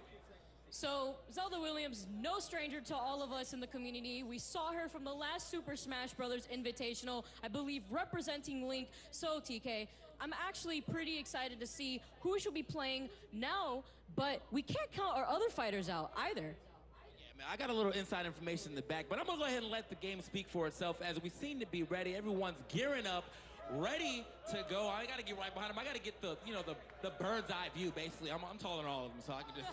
You know? Not me, TK. All right, let's get a better view. Let's get a better view. Oh, Sheik, Pac-Man, Kirby, Villager. So here we are, Villager, Kirby, Pac-Man, and Sheik. Devin on Villager, Alana on the Kirby, Andre on the Pac-Man, and Zelda rocking the Sheik, which is still Prison basically Tower? Zelda. So, hey, she's canon. I don't remember the name of this place. She's Shit. canon, although not It's in late Kalos, playing though. Sheik. Now you guys could see Sheik at her finest within the new Super Smash Bros. Game. And TK, how destructive is this match right now? Already summoning Kyogre. Hey, Kyogre. I mean, that's a big pickup as a Pokemon. As you can see, he's just going to be blasting you off the side. If you don't have a great recovery, Yeah. that's exactly what happens to you. Done. Neither Villager nor Kirby able to get back from that situation, and now we have a solid lead.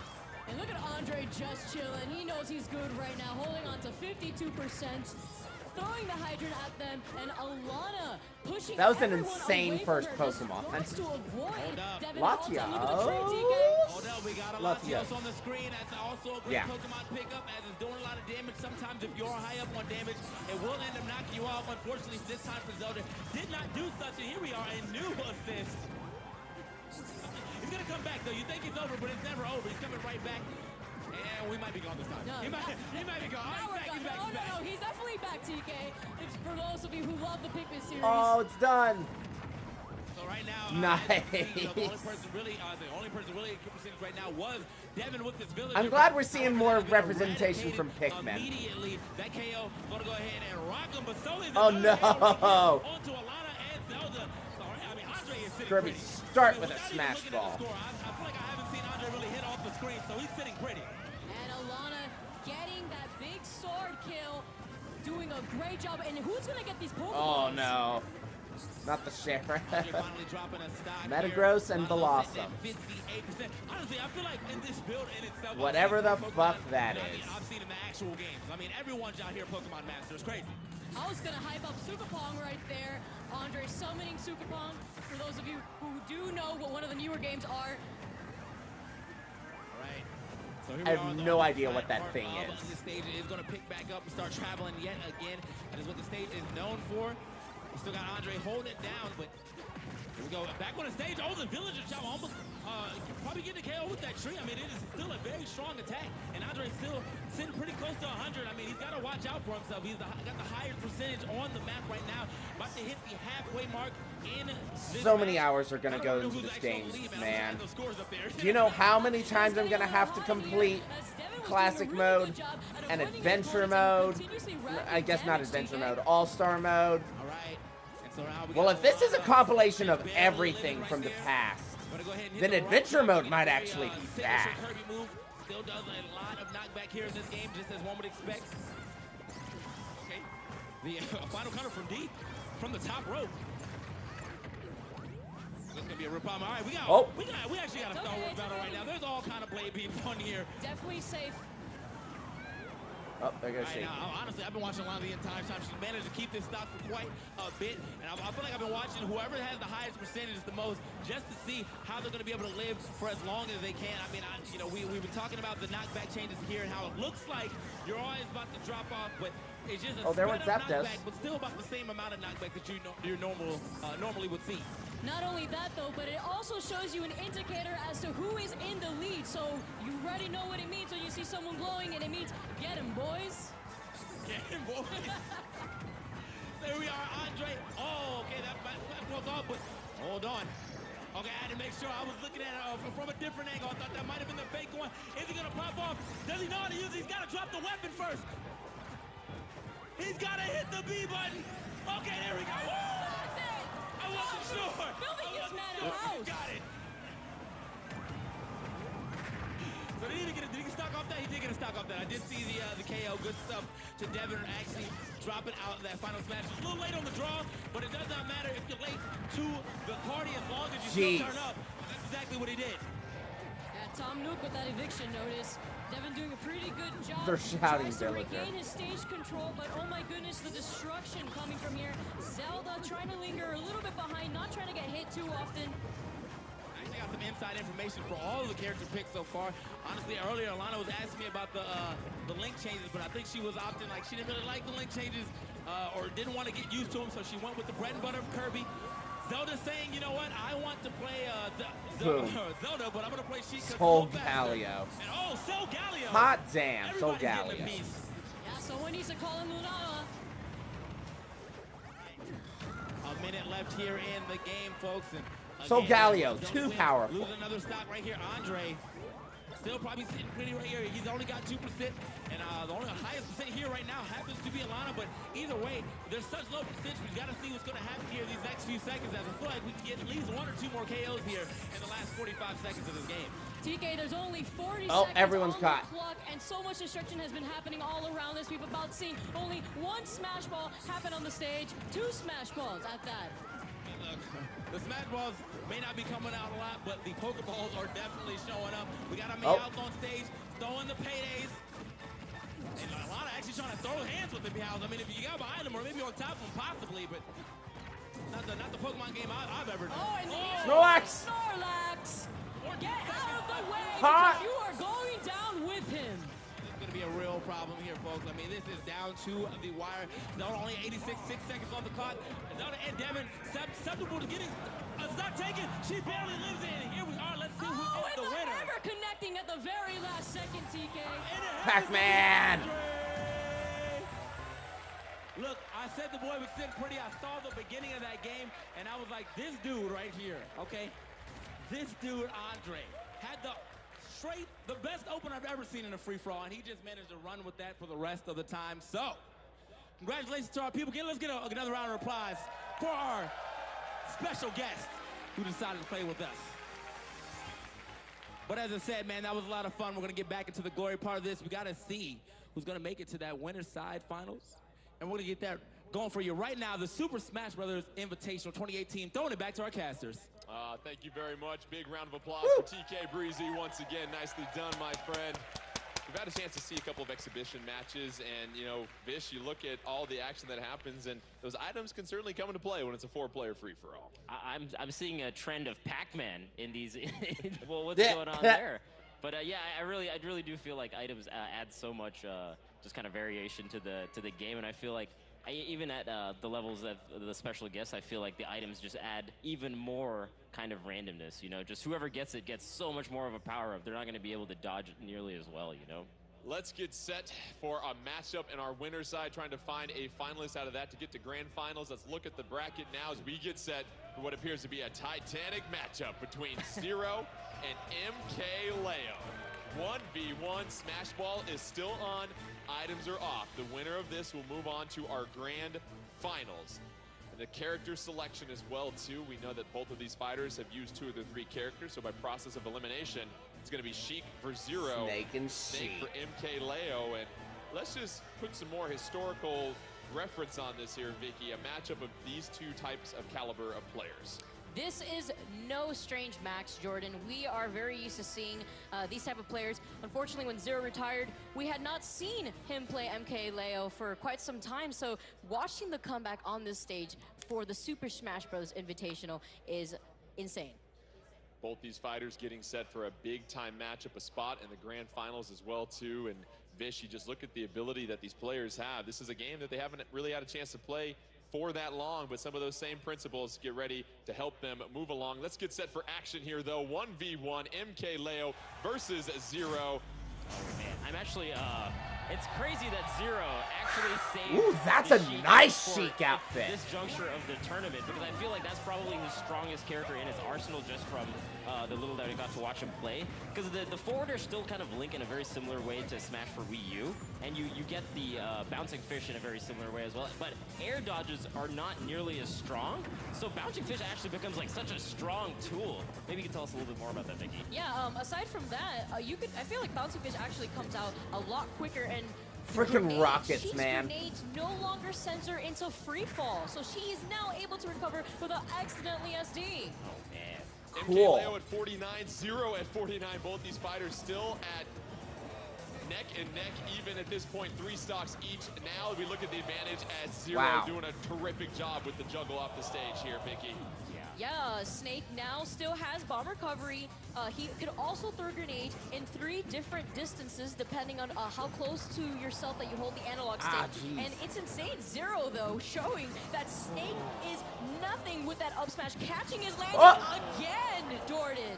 Zero with the pair of up His smashes symbol gives is him the early exclamation stock point advantage instead of what it was already. We're seeing the before. speed of Zero versus MK Leo and Snake. Yeah, for sure. I mean, he's doing a really good job just kind of being underneath where MK Leo is, and he gets those tilts into those forward air combos. That's just so much damage, so much consistent damage. Zero, you're a monster. Feels like MK Leo can't get quite the same damage output that he is, but he has the Smash Ball all to himself, and he gets it along with the stock.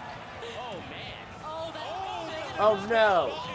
Loose, and it careens to a pin, but here comes another one. Can Zero snag it? Oh, it's going to be MK Leo that grabs it. Excuse me, Zero with this. MK Leo gets the Smash Ball, trying to get Zero in his sights. Looking for the shot. Is it going to be enough to get Zero? Zero doing a fine job there, Vicky, hopping off stage. Yeah, Zero doing a great job at avoiding that final smash.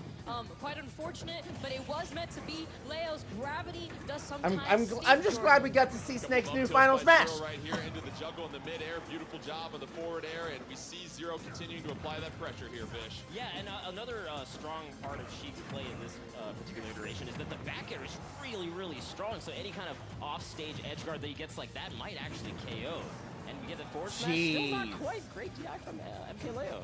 MK Leo trying to recover at this point. That up B gets him on the edge, but then the 1-2 grab to the side throw. Nicely done by Zero right there, Vicky.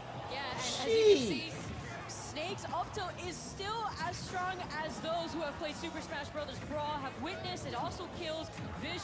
I know you've seen this a few times yourself. Oh yeah, definitely. And even And now he benefits Leo from Rage He Meter. does have like a bit of super armor, so even though Zero hit it, it did not Oh, actually knock him out. no, still? Now he's recovering so 178 and not dead? At the same time, so it was 185 and not dead? Andy, what a play from MK Leo to do the Okay, I'll take that. It's just 1-to-1, guys. Couple of stocks are swapped at that point. Both these fighters looking for a spot in the grand finals. Down to their final stock. Zero versus MK Leo. You see the C4 in the middle of the map at this point right now. You gotta watch out for that, Vicky. Yeah, as you see right here, Zero actually playing a lot more patient as now he's deciding to be a little bit more aggressive by the ledge. Wants to, oh my goodness, Leo though with these setups. Whoa! Zero land, taking advantage of the fact that he's deciding to contest him in the air. Zero trying to zone out MK Leo at this point, trying to put a little bit more distance between him and MK Leo, but you just see the consistent pressure by the projectiles, but MK Leo, Zero, with the air juggle against MK Leo. Vish, he is relentless. Oh my god, he brought this all the way back, man. That's so much percent out there, and I like the way that MK Leo is playing. He's just kind of staying back and putting mines, putting grenades, but Zero just kind of dashed in, because that's a really good play against this kind of defensive style. And he's got needles of his own. He's got some projectiles. See a couple of grenades come out, trying to keep Zero at bay at this point. Zero at 90%, MK Leo at 48. Whoa! Zero sent to the top of the screen, still able to hold on there though, Vicky. And I like how Whoa! Leo is hanging around the right side of the platform, watching it go up and down, and acknowledging where he could throw his grenades to continuously pressure Zero. Yeah, and Zero also kind of making a good advantage of that same particular location by kind of just jumping and forward airing as soon as he sees MK Leo going and a bomb. Oh, he goes for the bouncing fish way off the top. This is crazy. Oh, man. Up B by MK Leo to get back on stage. The grab into the back throw. Is it enough? No. Zero still able to stay Still alive the guided on the rocket. Platform. MK Leo trying to put some pressure on Zero, find his way into the grand finals. Can Zero cause a comeback here, though? MK Leo, Zero, both trying to figure each other out, but here comes a juggle from Zero here, Vish. Oh my god, Oh my god, what a match! Look at this pop off. Popping off, man. How did he make that comeback? He was down like 50-60% the entire time, and he goes for a bouncing fish right at the end. That was so smart of him because he recognized that Leo had been using his rolls quite often around the end, and as we discussed the mechanic, defensive play is not as rewarded as aggressive play. Right. And you obviously see just how tightly contested that matchup of MK Leo and Zero was, but you looked at the pressure that Zero was able to apply with Sheik throughout the entire match, and MK Leo using a lot of those bombs and projectiles from Snake to keep him at bay. It wasn't enough, though, to overcome. Take us through this instant replay here, Vish. Yeah, so he's recovering high. He uses the bomb there as he's dropping it, so it's kind of a big mix-up, so it doesn't seem like he's going to hit him, but he actually ends up igniting the bomb right at the end. It takes out both of them on that right side stage there and makes it even when he was down a little bit. That's crazy. High stakes right there. Let's take a look at the updated bracket here in just a moment. But however, this is when it was 1-1 here, Vicky, and just the bouncing fish was the final KO that decided this one. Yeah, he recognized Insane. that Leo only option was to make it back towards the stage, and he was able to capitalize off of it, Jordan. Zero gets the victory. He will move on to grand finals. MK Leo, he's not done yet, though. He'll take on Plup in the finals of the elimination bracket. So we view that bracket, and we see how MK Leo now moves on down to that. Smash ball on, items on, though, for this one here, Vish. So this will certainly change the strategy up as both these fighters look to find a spot in the grand finals. For sure, for sure. And just with how close that was, it feels like MK Leo is definitely So all their characters are back. That comeback to make it all the way back. So whoever there. wins Plup this is will be down a character for a great competitor on the his own. all And finals. I'm curious to see what the last character they have in that slot is, because that's going to really determine how this 1v1 is going to go. Let's take a look at the character cards for both of these fighters as they get set. And as we said earlier, each fighter had to choose 3 characters, and now the book is completely open. Now that you've gone through all 3, you can choose whomever you would like to. Right. You see Ridley, Pitt, and Villager available for Plup, MK Leo, Bayonetta, Snake, and Sonic. So a plethora of choices here, Vicky. Yeah, I could definitely see Leo most likely opt for Sonic. He did do a really good job playing Sonic, so I could see him maybe contest with that, or possibly Bayonetta, although the Snake showcase was pretty exciting. Coming from Pluff, we saw his amazing pit play, consistently ledge guarding his opponent, so maybe we're going to see the pit come back.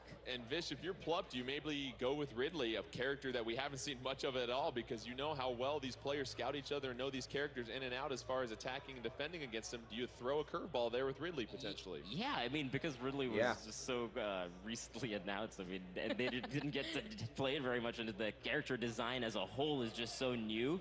Something like that could work out really well. I'm curious to see whether MKLeo would go Bayonetta, because you can't really ladder the same way you do, ladder combo the same way you do as in Smash for Wii U.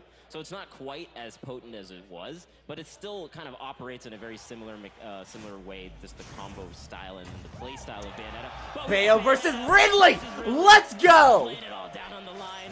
And MKLeo going Bayonetta. This is going to be a good one, guys. Two of the most recent additions to the Super Smash Bros. Universe, and early on, Vicky, your thoughts on the character selection and what we got going here in this 1v1? Well, I'm just so happy that we're going to finally see more showcase moves from Ridley.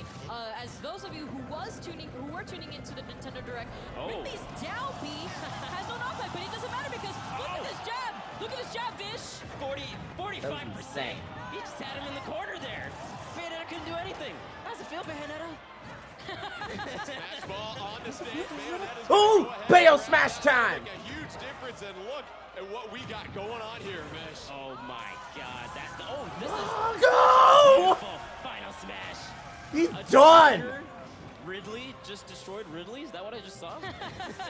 Oh my goodness. MKLeo with the early Bigger Ridley just destroyed Ridley. And then we see Bomber on the stage here, Vicky. You can pick that What? up. Oh, and all of a sudden it's 4-2 MKLeo with a sizable advantage, Vicky. Oh, what a fucking broken ass item. Ridley That's getting does turned have off the as damage soon as I get output this necessary game. to make this comeback. Oh yeah, for sure. We saw that the down B does what, 51%? That's Christ! Christ! Bayo fucking Netta!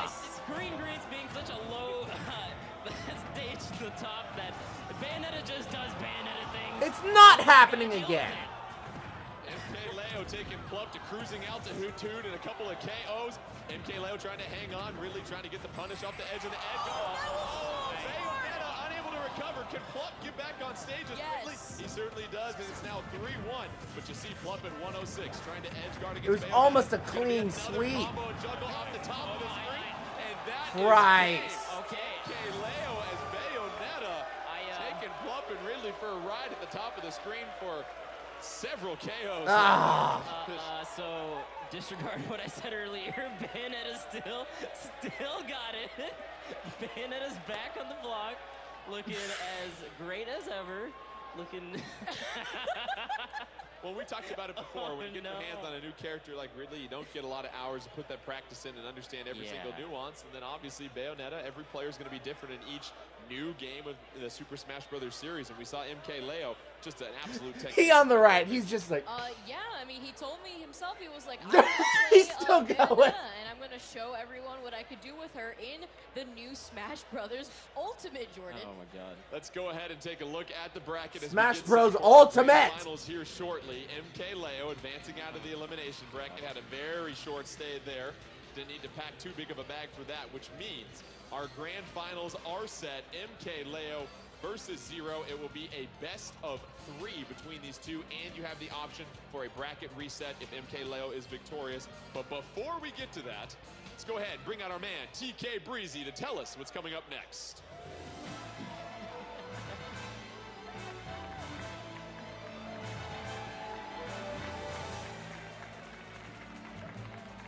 I'm over here like I'm really doing something, you know what I mean? I'm just talking. Vish, that last match was disgusting. Yeah, Bayonetta's pretty good. Vish, you don't understand, okay? We thought we were getting away. We thought. We thought we were getting away. We thought wrong, but what we're not getting away from is some more high-flying matches, obviously, man, and I got some great guests for you, so we're going to go ahead and introduce some real quick. And up first, that is the WWE superstar, Ember Moon. Okay. Okay. playing with her will be American professional football player Mike Daniels. Okay. Oh my God.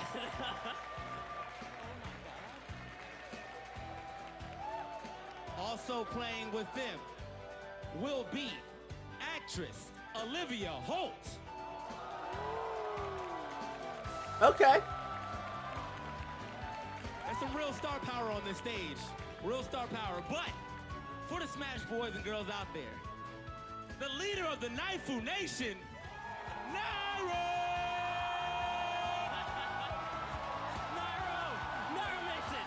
Somehow Nairo makes it. Look, he's a celebrity in his own right, okay? He's going to destroy them. The Naifu Nation is so happy in chat right now. This seems a little bit. All right, now I know you're probably like, man, this seems a little bit one-sided. Well, it's a new game. We kind of even it out, okay? We even it out. It's a new game. Check it out. It's a 3v1. Yeah, that's what I figured. Is it really a 3v1? I'm not. Look at the screen. Look at the screen. It's a 3v1. What is that? Let's go. It's a 3v1. 3v1. Oh, get him. 3 versus 1. Can Nairo do it? This is it's a 3v1. All the rest of the rules are still the same. So Nairo, you know, it's 6 minutes. Items. It's no team attack. No team attack? 3v1. No team attack. 6 minutes. Items and smash ball. Poor Nairo. Can he do it? Okay. Can he really overcome? This is your chance, Nairo. This is your chance at the Invitational. You better shine, my man. Honestly, man. This is so one-sided. They're gonna get destroyed. All the stars, you know, I was letting him know. I said, look. Oh, dang.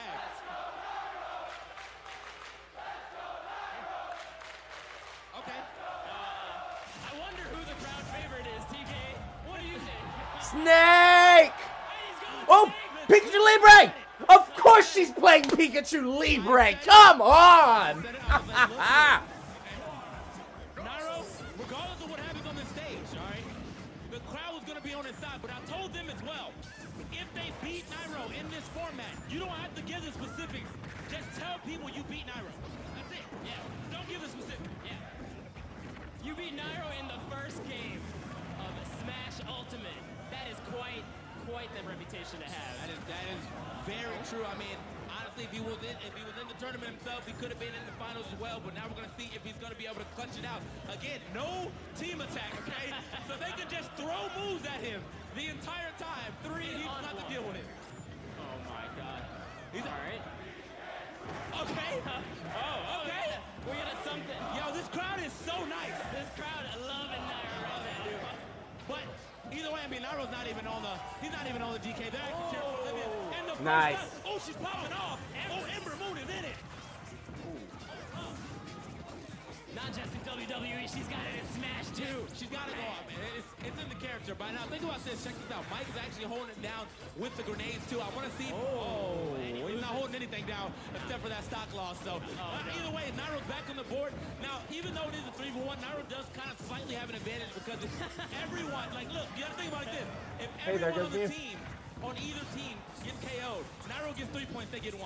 But every time they KO him, he gets one. They only get 1 total. Right. Oh my God! Oh! Nairo, what is he doing? Nairo's popping off. Oh my! You didn't have to do it to him. The box combo.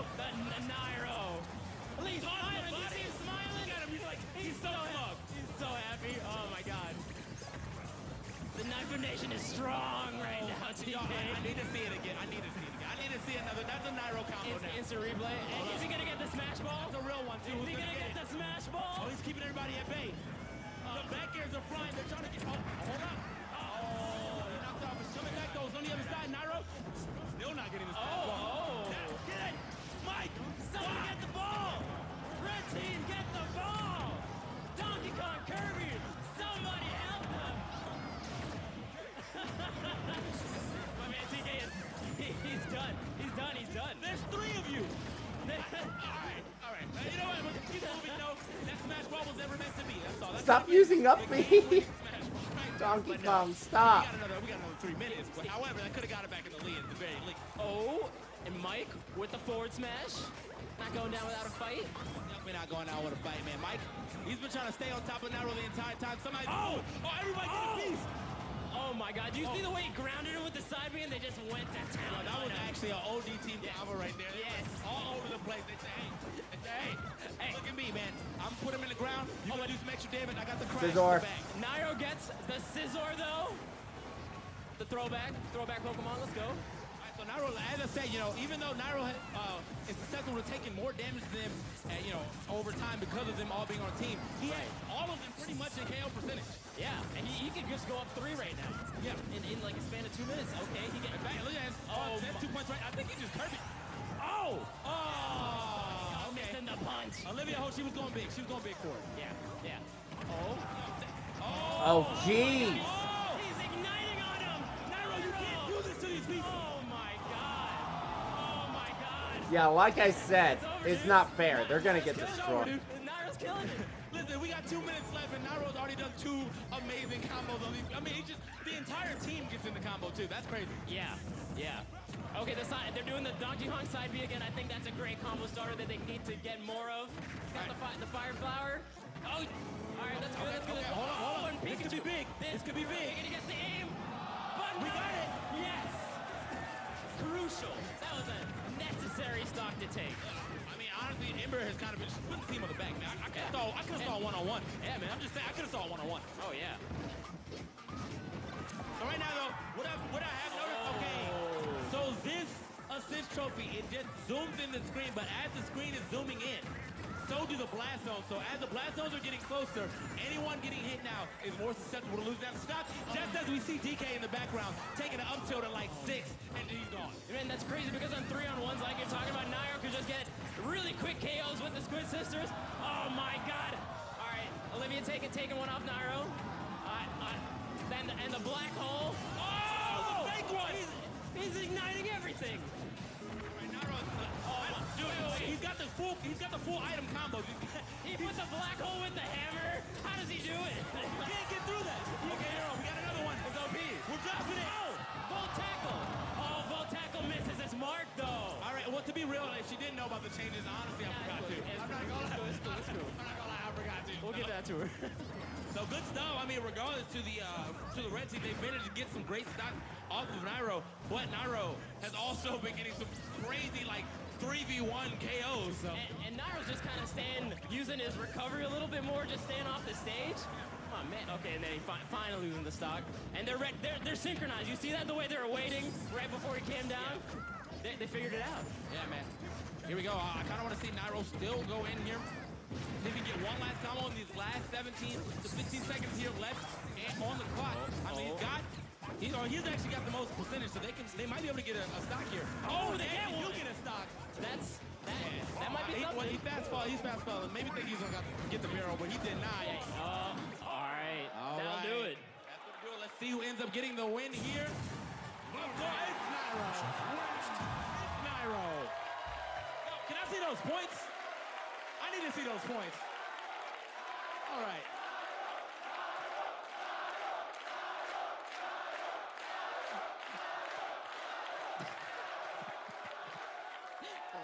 All right, guys, and that was a beautiful exhibition match. Again, give it up to our competitors here.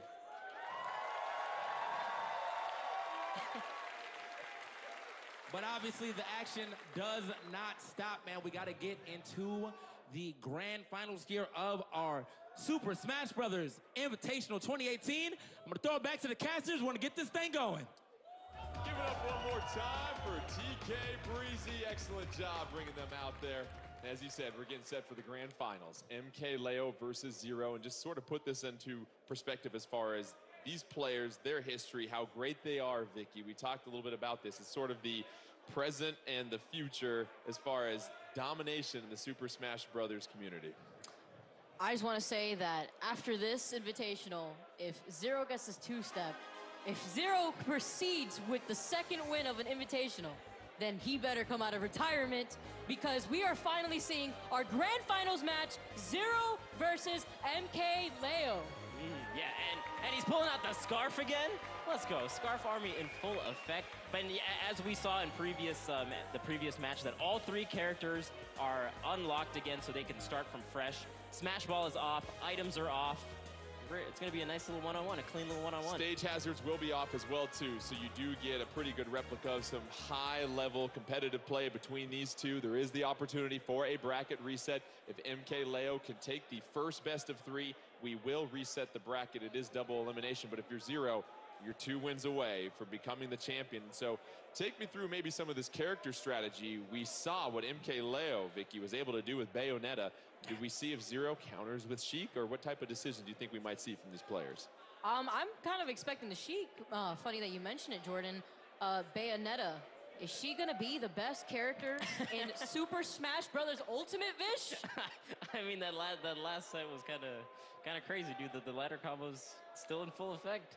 But yeah, it's going to be interesting to see what Zero does, because I think MKLeo is pretty comfortable with his Bayonetta pick, just based on how things are going. I feel like Zero is going to go Sheik, because it felt like he got a few of his own combo initiations and combo setups going in terms of his forward airs, in terms of his bouncing fishes off stage. So I think that's the matchup we're going to see, but I mean, we could just see a curveball with something else. What do you think? Let's get set for these grand finals of the Super Smash Bros. Invitational 2018. MKLeo taking on Zero. Final destination. Smash Ball off, items off, and we get set as these 2 titans get ready to square off against each other. The characters will be, it's a Mario for Zero taking on Bayonetta for MKLeo. So no surprises with MKLeo, but Zero going with Mario. Yeah, Mario also had a lot of decent up tilt setups that he had before, and even the up air string really well. So I think this should work out too. He's got the combo setups with Mario as well. Curious to see how this one goes. Grand finals, best of 3, one-on-one, Smash Ball off, items off as well too. MKLeo with the grab, beautiful up tilt as well too. Mario with the back air and the up tilt, a nice little juggle right there, Vicky. Yeah, Bats within not being as safe as you may think from the previous game, but MKLeo applying a good amount of pressure. Zero playing everyone's favorite plumber, trying to play as safe as possible, does not want to get caught in that witch twist, Jordan. Grab into the down throw from Zero, unable to turn that into a combo right there, and then you continue to look at the constant pressure that MKLeo is applying on Zero here, Vish. Yeah, it feels like grab combos are not quite as potent. It's more just for like positioning. We saw him try to go for the up air. We saw Bayonetta try to go with her throw as well, and not really connecting too much. So I think aerials, that was amazing spacing to be right outside that hitbox. Zero's crazy. Double forward smash? Yeah. Yeah.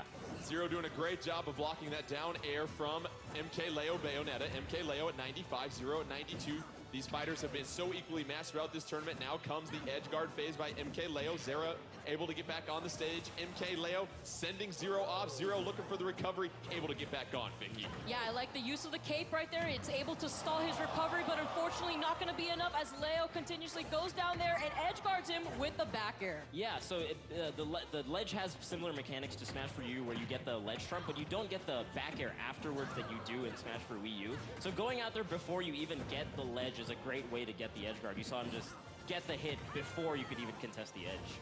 Mario into the down tilt.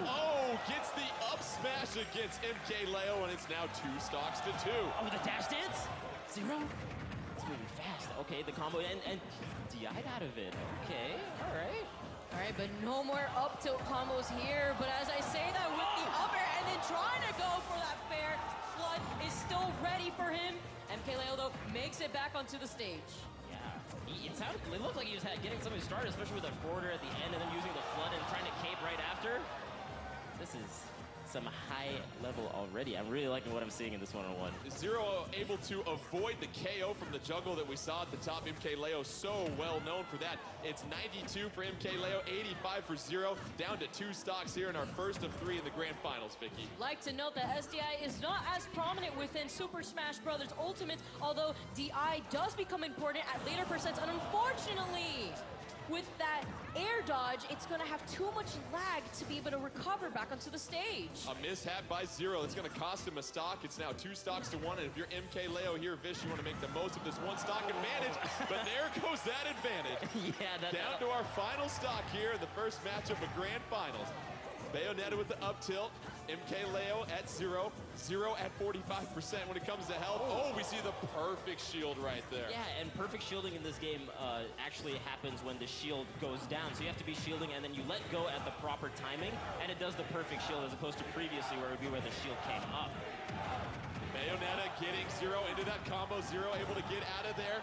MKLeo applying the pressure, the grab, side throw, trying to punish on the edge right there. Up B by 0 to get back on stage, Vicky. Very smart of Zero to keep his jump in that instant. Unfortunately, he's going to be getting out of it.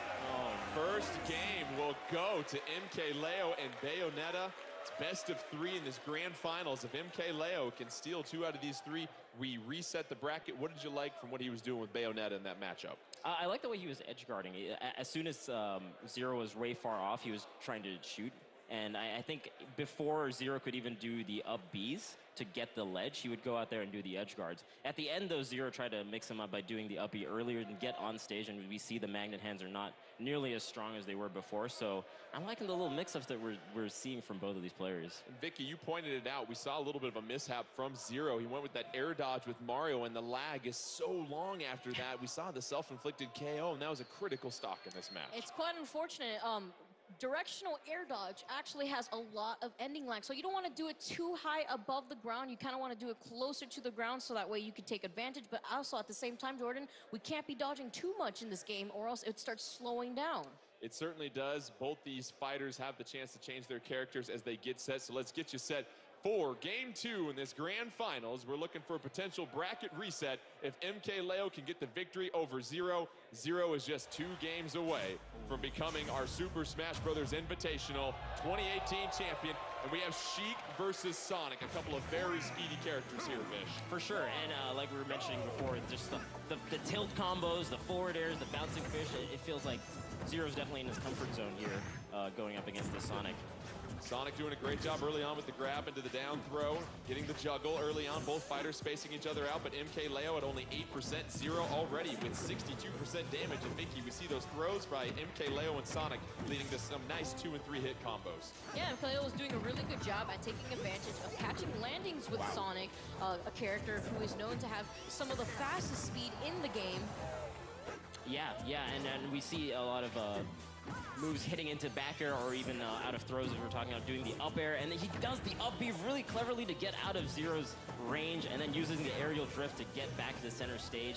I really like this play, and he's using the up B there again to try to edge guard him as the bumper falls down. It does have a hitbox, and an up smash coming out from MKLeo, taking the first stock. MKLeo's up smash gives him the 3-2 stock advantage. MKLeo at just 55% as well, so he's going to try and certainly make the most of this.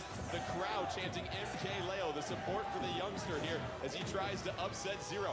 Another grab, Vicky, into a juggle, and we see MKLeo dominating the aerial game here early on. Yeah, Zero finally finding his footing onto the ground, and how exciting would it be, Jordan, to see a bracket reset and more characters on the screen. Now we see Leo taking advantage of Sonic's speed. Yeah, and he's doing a really good job while Zero is above him, just kind of homing in and figuring out where exactly he's going to go and then connecting it to up airs and back airs as he's been doing. So he's just following him while he's in the air, and he gets the charge full smash. He just caught Zero jumping right into it. Brilliantly played by MKLeo and Sonic, and he has a commanding 3-1 stock lead at this point.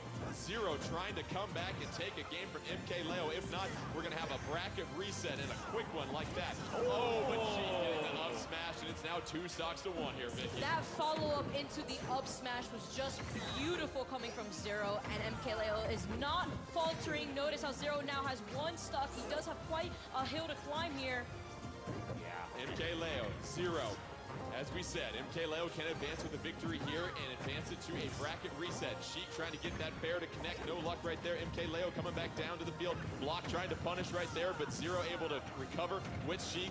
Both fighters still staying in the middle of this map here, Fish. I gotta say, MKLeo is doing such a great job getting out of these combos using the up B. It's like really fast and gets you so far up there that Zero can't really get anything started, and then he just aerial drifts to like the center of the stage. It's really great play for MKLeo, and he gets almost gets the upper. This guy's going nuts. Beautiful mix-up by MKLeo to keep Zero at bay. 100 for Zero, 92.5 for MKLeo. MKLeo with the 2-to-1 stock advantage. Trying to get the KO at the top with the up air. No luck right there. The grab into the side throw from Zero. MKLeo with that forward air. Now he has to edge guard. Zero getting back up on the stage. MKLeo trying to close this one out here, Vic. He's playing extremely patient right here, but unfortunately falls susceptible to Zero's up smash once again, Vish. Yeah, I mean, like we're talking about, if he does that aerial drift that many times, eventually Zero's gonna get a read on him. And he read that up smash, but gets the back air with the cutscene finish. Beautiful. We have a bracket reset. MKLeo taking 2 games from Zero in our grand final. So let's go ahead and reset this thing, and now it becomes a true best 2 out of 3 between both these very talented fighters. And what we saw there, Vicky, with Sonic was the ability to really dominate the aerial game, but as Vish pointed out, getting out of those combos that Zero was trying to throw at him. Yeah, using the spring as well as an option to just make sure he's not going to be falling to Zero's combos. He kept his ground really well throughout the entire match and continuously racked up a lot of damage on Zero as Zero was trying to find his footing back to the stage. But I will say that it felt like Zero was kind of adapting towards the end because he kind of understood, okay, he's going to try to get out of my combos as soon as he can with the up B. So as the set goes on, I'm wondering if Zero will punish those kind of up Bs and then trying to wait for the aerial drift a little bit harder even. So it's going to be interesting to see how this progresses. Well, let's get ready for our grand finals. It'll be best 2 out of 3. We had the bracket reset. MKLeo taking on Zero. Let's see the character selection. Oh, Sonic versus Mario. Take me back to all my arguments in the 1990s right here, Vicky. Oh my goodness, the ultimate battle, and what a great fitting battle at that here within our final grand finals match. And here we are, Sonic versus Mario, ladies and gentlemen, with Super Smash Bros. Ultimate on the screen. Where are we leaving right now, Vish? This is crazy, man. You could not have picked these 2 more iconic characters for such a finals. It feels like Zero is, MKLeo is really controlling the center well, and he goes back to center, and because he has such speed with Sonic, he can just dash all the way back and punish Zero's movement. So he's already got a little bit of a lead. Side grab into the throw by Zero, able to clear space out of MKLeo. Zero trying to move around MKLeo with that speed, gets that dash attack to connect. Oh, but there's the air dodge we talked about. Vicky able to recover in time. Right. Yeah, and unfortunately he had to resort to recovering early there, and he got hit by forward smash, but he was still able to make it back onto the stage. Right. MKLeo with the 56% health advantage to Zero's 114 early on, both fighters at 3 stocks. Yeah, it just really feels like the MKLeo is content with just kind of keeping center stage. Oh, and a strong forward smash, but not quite enough percent. Trying to use the flood to push him off. Not enough. The drift, but gets the up smash on recovery like that. Zero. Up smash from Zero clears things out, and you continue to look at the 3-to-2 stock advantage for Zero at this point. MKLeo and Sonic trying to connect with that forward smash back air. No good right there. Sonic able to miss right there, but the punish and the throw by Zero here, Vicky. Yeah, and it's just as Vish said, Zero adapting to MKLeo and playing a lot more aggressively. Yeah, I also feel like Zero's actually staying really grounded as opposed to jumping, because MKLeo would just kind of get those punishes while Zero is in the air, and Zero's just like, you know, I'm gonna stay on the ground and get these nice little ground combos and rack up some percent going into the stock. The 1-2-3 jab on the edge guard, another down tilt to the edge guard, and Zero really doing a fine job staying grounded with Mario and getting those combos against MKLeo he wasn't able to get in the last game here, Vic. Oh man, it really feels like it's hard to edge guard Sonic just the way he bounced like that and goes all the way below and then gets the up B. Mario can't really do much, just kind of waiting for Sonic to get back. MKLeo with a nice little up throw there. Okay. How about the aerial right there? Vish, Sonic doing a great job. MKLeo, it's now 2 stocks to 2. And if you're MKLeo, this is where you try to mount a comeback, but the grab and the side throw by Zero, that's going to clear space. MKLeo can't recover in time, and now Vicky Zero's looking at a 2-to-1 stock advantage over MKLeo. Similar situation as to what happened to Zero, not happening to Leo, but as you can see right here, he's not letting it falter him as he continuously tries to find a way to get in on him. Yeah, I mean, just the grounded adaptation from Zero is so hard for Sonic to contend with. He tries to throw him up in the air and get some follow-ups that way, but it's just not really Sonic's strong suit, it looks like, in this matchup, to be grounded in that manner. Sonic with the grab into the side throw, followed by the fair, was able to rack up some damage once again, getting another throw into some combo, and here comes the forward smash. That connects right there. Both fighters getting back on stage. MKLeo trying to mount a comeback, down 2-1 in the stocks. Unable to connect with the aerial there, able to connect on the ground, but once again, Zero with the grab and the side throw, Vicky. It's actually quite interesting to see that Zero's actually trying to go for the perfect shield. This new mechanic now introduced within the new game where he lets go of shield at the perfect time to parry Sonic. Yeah, the timing is really tight though, so it's very impressive that he's trying to go for it in this kind of juncture of the tournament. Oh, gets the pop-up, doesn't get the upper. They're back to neutral position. Zero with the 2-to-1 stock advantage, trying to get as much damage on MKLeo as he can, and while he still has that one stock lead, MKLeo trying to, of course, nullify that and trying to make it even ground. Oh, but the up smash from Zero, not enough to clear things out. Still not enough here, Vicky. Yeah, getting the back hit of the up smash right there. Tries to go for the frontal hit instead, but unfortunately, since it was so unsafe, MKLeo was able to shield grab him and send him out of there. Grab by Zero. MKLeo at 120, both fighters at their final stock. Zero, fresh as a daisy right now with only 0%. Oh, Zero able to connect with that fair. Beautifully done right there. MKLeo trying to avoid the combo on the edge, rolling back right there, gets a chance to punish with the back throw. Unable to do anything else right there, Fish. Oh, and he gets a couple great hits. Okay, great air dodge from Zero. He really needed that. It looked like he was in trouble with all those back airs that MKLeo was doing. Great. Nice little back air from Zero as well, but it is pretty difficult to edge guard Zero. Oh my! Reed! And the Reed with the up smash! Oh my God, Katya slipping, rolling. Zero gets the up smash. He takes the first game of our grand finals. Don't forget, best 2 out of 3. Zero needs one more game, and he will be our champion of the Super Smash Bros. Invitational 2018. And what we saw there, and it's a good point that you pointed out there, Vish, we saw Zero doing a better job of staying grounded. He really got punished and damaged quite a bit by those aerials in the previous matchup against Sonic. Wasn't the case this time. Yeah, I mean, just how much that Sonic was getting while Mario was in the air.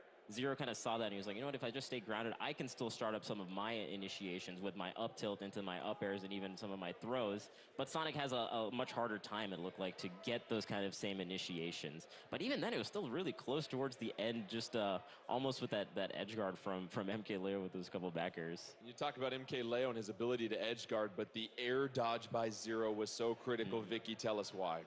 Because at that moment, he recognized that MKLeo was going to try to go for something. So to avoid it, he had to maneuver himself around there. But because air dodge isn't the same way in this game, you don't want to be air dodging too much. Because if you air dodge from a high distance, there's so much lag. So you could possibly be ending your stock in an SD.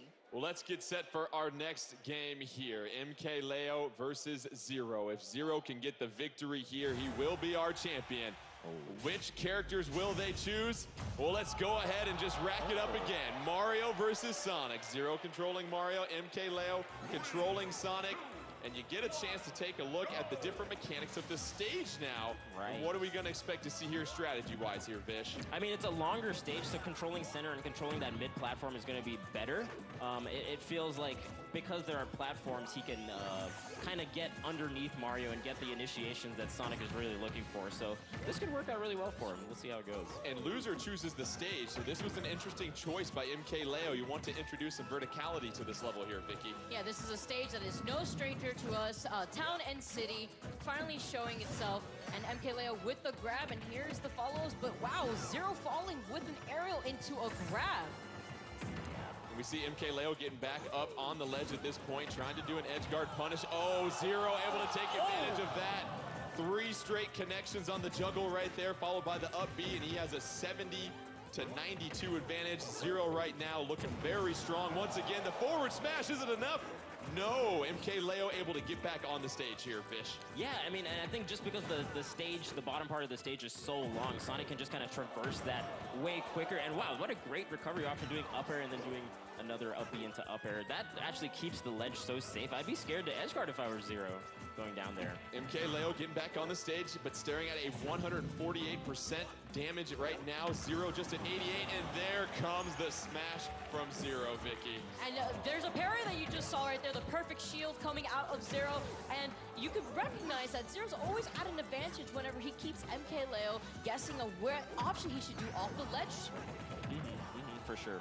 MKLeo at 19%, Zero at 120, 3-2 stock advantage for Zero. Here we go, MKLeo with the back throw. Is it going to be enough? No, Zero able to get back on stage, but that spring catches him in mid-air, and how about that edge guard, Vish? That's really smart. We've seen him try to do that earlier, where the spring has a hitbox as it falls down there, and that one actually worked out perfectly against Mario's style of recovery. I like it. MKLeo getting juggled a little bit in the air, but you see those platforms are now back. Zero trying to edge guard right there. MKLeo getting back on. MKLeo rolling out of the couple of aerials thrown out by Zero, able to get the nice up smash. Zero coming down to earth right now at this point, and then here comes yet another combo here, Vish. Oh man, and again, just that up air off from recovery just keeps him safe while he gets back on stage. It's actually a really great recovery option. Knocks him off, tries to read drift in, but Zero doesn't bite, actually aerialing in instead, keeping himself safe. Oh. Gets the up air. Grab into the down throw earlier by MKLeo. Zero trying to hold things down on the ground, avoiding matching MKLeo in the air. And Vicky, you seem that strategy is working pretty well for Zero here early on. Yeah, since he was trying to catch Leo with the up smash, instead Leo caught him with his forward smash, showing him what the fist has to say. Don't let me catch you sleeping right there. MKLeo with a 2-1 stock lead, however, at 131% damage, trying to get as much as he can, playing with house money at this point, trying to force a Game 3 in our grand finals. Zero, meanwhile, has to eliminate 2 more stocks. Can MKLeo get back on? But Vicky, we see the recovery, and now it's 1 stock each. If Zero can get the KO here, he will be our champion, Vish. I really feel like as the set progresses, we're seeing these harder and harder reads with these huge smash attacks. I mean, they're not really crazy fast, so it must really have an understanding of who they're playing against and where exactly they're going to be during their trajectories. MKLeo with a couple of juggles right there. Zero on the side of the screen, getting a chance to recover here, Vicky. And you look at what's at stake with 1 stock left here for each fighter. Jordan, this is a perfect representation of momentum at its finest. MKLeo really showing that confidence as he continues to follow Zero up in the air, and another grab. He is sent off the left side of the stage. Can he make it back safely, though? Yeah, and then MKLeo just kind of keeping a little bit outside the range of any kind of hitboxes that Zero can do off the stage, and he gets the back air in the middle of the stage, and this is going to Game 3, guys. Let's get some extra Super Smash Brothers Ultimate here. It is now 1-1, and we go to a winner-take-all decisive Game 3 for what we saw there from MKLeo and Sonic. The addition of the platforms in that level really seemed to help with that vertical game, because if you were Mario and Zero and you tried to stay grounded, you still had a chance to get juggled in the air by MKLeo. As Vish pointed out, the platforms actually allowed MKLeo to take advantage of the platform pressure that he was applying to Zero. Although it seemed very close up until the very last stock, Leo was able to carry his momentum and take Game 2. Oh my God, I gotta give a shout out to both these competitors for giving us the most possible matches that we could have at this Invitational, going all the way down to the last game.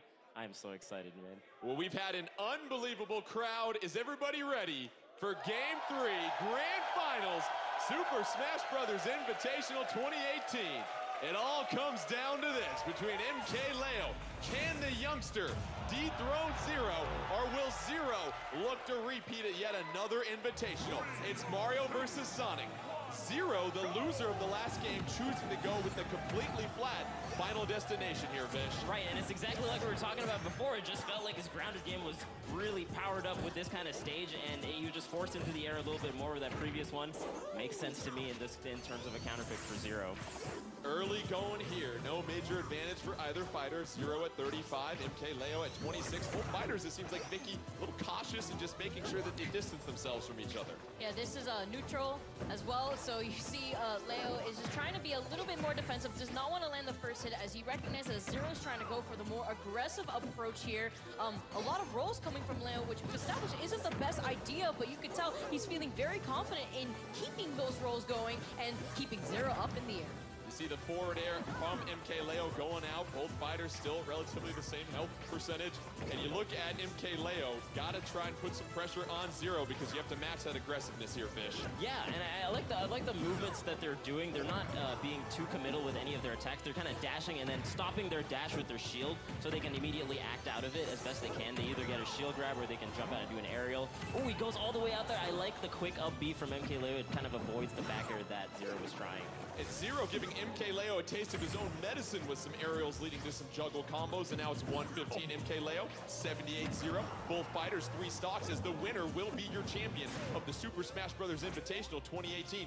Zero looking to recover. Oh, able to avoid the spring there, Vicky. Yeah, good avoidance there coming from Zero, but he still finds himself off stage.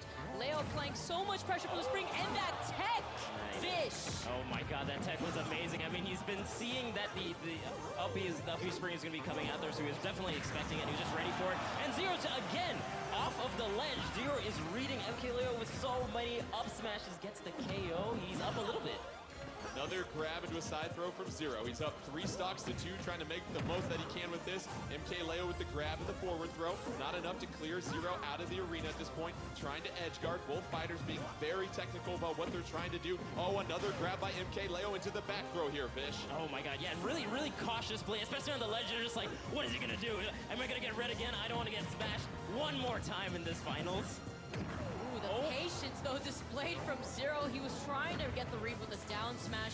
Notice he still has all 3 stocks. He is at 151, though, so MKLeo is going to try to go for those back airs a little bit more often, or catch a jump with an up smash. Once again, another grab into a forward throw by MKLeo, but you see Zero able to rack up damage after damage on MKLeo with a 3-2 stock advantage. Zero still staying alive at 163. Both these fighters, it's been back and forth throughout this entire tournament, and beautiful aerial right there, Fish. Yeah, you can really feel like the pace of this last match was a bit slower and a little bit more methodical. They're kind of just waiting and trying to punish, trying to see where the air dodges come out, seeing where the recoveries are come out. Like there, Zero got a great backer on the right side of the stage there. Just trying to control center is working out so well for the... Oh my god, oh, Sonic tried to do the down air, but the up smash by Mario trumps that.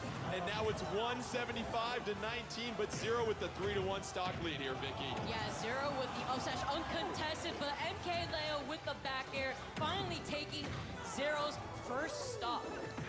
That was so smart from Zero, because that's one of the few options Sonic has on coming down like that, and he hadn't used it thus far, but that was just the hardest, coldest read I've seen. Zero is just 1 KO away from becoming your champion. MKLeo staring a 2-1 deficit in the face. Side throw by Zero. MKLeo trying to recover. Zero missing with a couple of those aerials right there. Both fighters, couple of glancing blows. MKLeo gets back on the stage, able to punish with the smash, Vicky. Yeah, which punch is going to hit first as MKLeo now tosses Zero off stage, although he does have 91% on his last stock. He's going to probably want to play a little bit more safely. Yeah, he really needs to, just with the percent that he has. He's got to really make every single recovery count. He's got to get back to center as best he can. This is not a great position. It's not worked out really well for MKLeo while he's getting off the ledge. Zero's read him many, many times. Oh my goodness. Keep an eye out for that up smash from Zero. Sonic and MKLeo at 121. Zero can smell a championship. Just has to connect with one more critical hit here. Trying to block, gets the forward air. Is it enough? No. MKLeo getting back on the stage. Zero trying to close this thing out. Side throw against MKLeo. Still not enough, but here it is, and that is it. Your champion, Zero, able to get the victory over MKLeo, and he is your champion of the Super Smash Bros. Invitational 2018. How does he keep doing it, man? How does he win every invitation? How does he get back all the way to finals, bringing out the scarf, bringing out the Mario? This guy cannot be stopped. He is just so good. And it took the 3rd game of the grand finals, Vicky, and you look at how well matched both these players are, how well respected they are in the community, and it's certainly a treat for everybody that got a chance to watch that. Yeah, it was fantastic. I mean, seeing Zero with another streak here with the Super Smash Bros. Invitational. I want to know who's been giving Zero these notes, because what a fantastic showcase, Vish. Oh my god, is Smash Brothers in this guy's blood? How is he so good at it? I mean, he's just born to play. This guy is a contender. I really love the adaptation throughout the set from both of these competitors. They really showed us what high level potentially could look like in this game, and it was a really great showing, honestly. I enjoyed it quite a bit. Like you said, a tremendous showing of skill that we saw from both Zero and MKLeo and all of our fighters. But now let's get set for our award ceremony, and for that, let's bring him out again, the creator of the Super Smash Bros. Series. Put your hands together for Mr. Sakurai. Zero do it every time. And what a treat for everybody here at the Belasco Theater. We have medals for both of our finalists here. And let's begin with our second place finisher, MKLeo. As the crowd chants Sakurai, you see the love from this community for the creator. But let's go ahead and get started with our award ceremony right here. We have a couple of medals for our participants here. Let's begin with our second place finisher. Please give a big round of applause for MKLeo.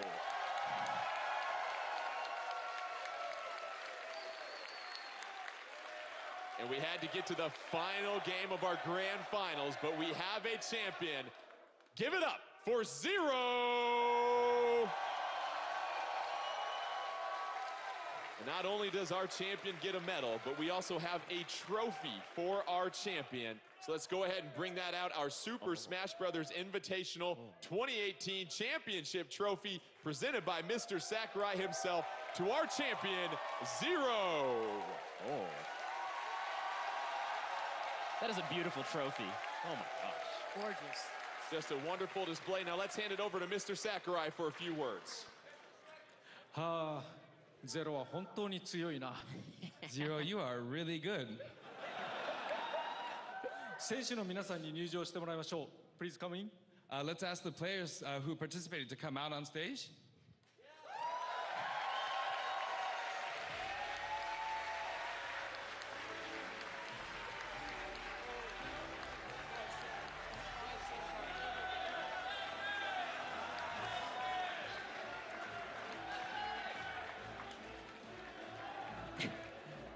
皆さんお楽しみいただけましたでしょうか。 So, did you enjoy the show? 実は皆さん忘れているかもしれませんが、このゲームは未完成品です。 And I don't know if you remember, but this game is not yet done. 私は正直どれだけ不具合が出るんじゃないか、止まるんじゃないかと、心配しながら見ていました。 And honestly, I was really scared that, oh my God, there's going to be a bug, it's going to freeze up. I was really scared. ちなみにこの試合を見ていて不具合を2、3見つけてしまいました。 And speaking of which, I did find already 2 or 3 bugs while watching this tournament.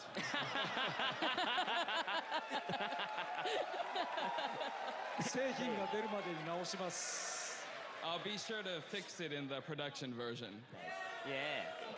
それにしてもまだ制作をしている最中のゲームなのになんて上手にプレイするんだろうなと思いましたね。 But I was really impressed at how well you guys played despite this being a game in development. ただし、このゲームのバランスも日々変わっていきますし、開発中に日々変わっていきますし、また、今作ならではのルールを覚えると挙動もどんどん違ってくると思います。 And this game is constantly being adjusted, and the balancing is constantly being adjusted during development. And as you learn the new rule sets for this game, I think what you can do with this game will change as well. だからさっさと完成できるように、日本にすぐに帰ろうと思います。今日深夜便で帰って朝に日本に到着し、すぐに仕事します。 So with that said, I need to go back home to Japan and get working. So I'm going to take a midnight flight tonight and start work tomorrow morning. Woo! Guys, too good. だから皆さんどうぞ。Thank you. Thank you. どうぞ発売を楽しみにしてください。ありがとうございました。 And with that said, I hope you're all looking forward to the release of this game. Thank you very much.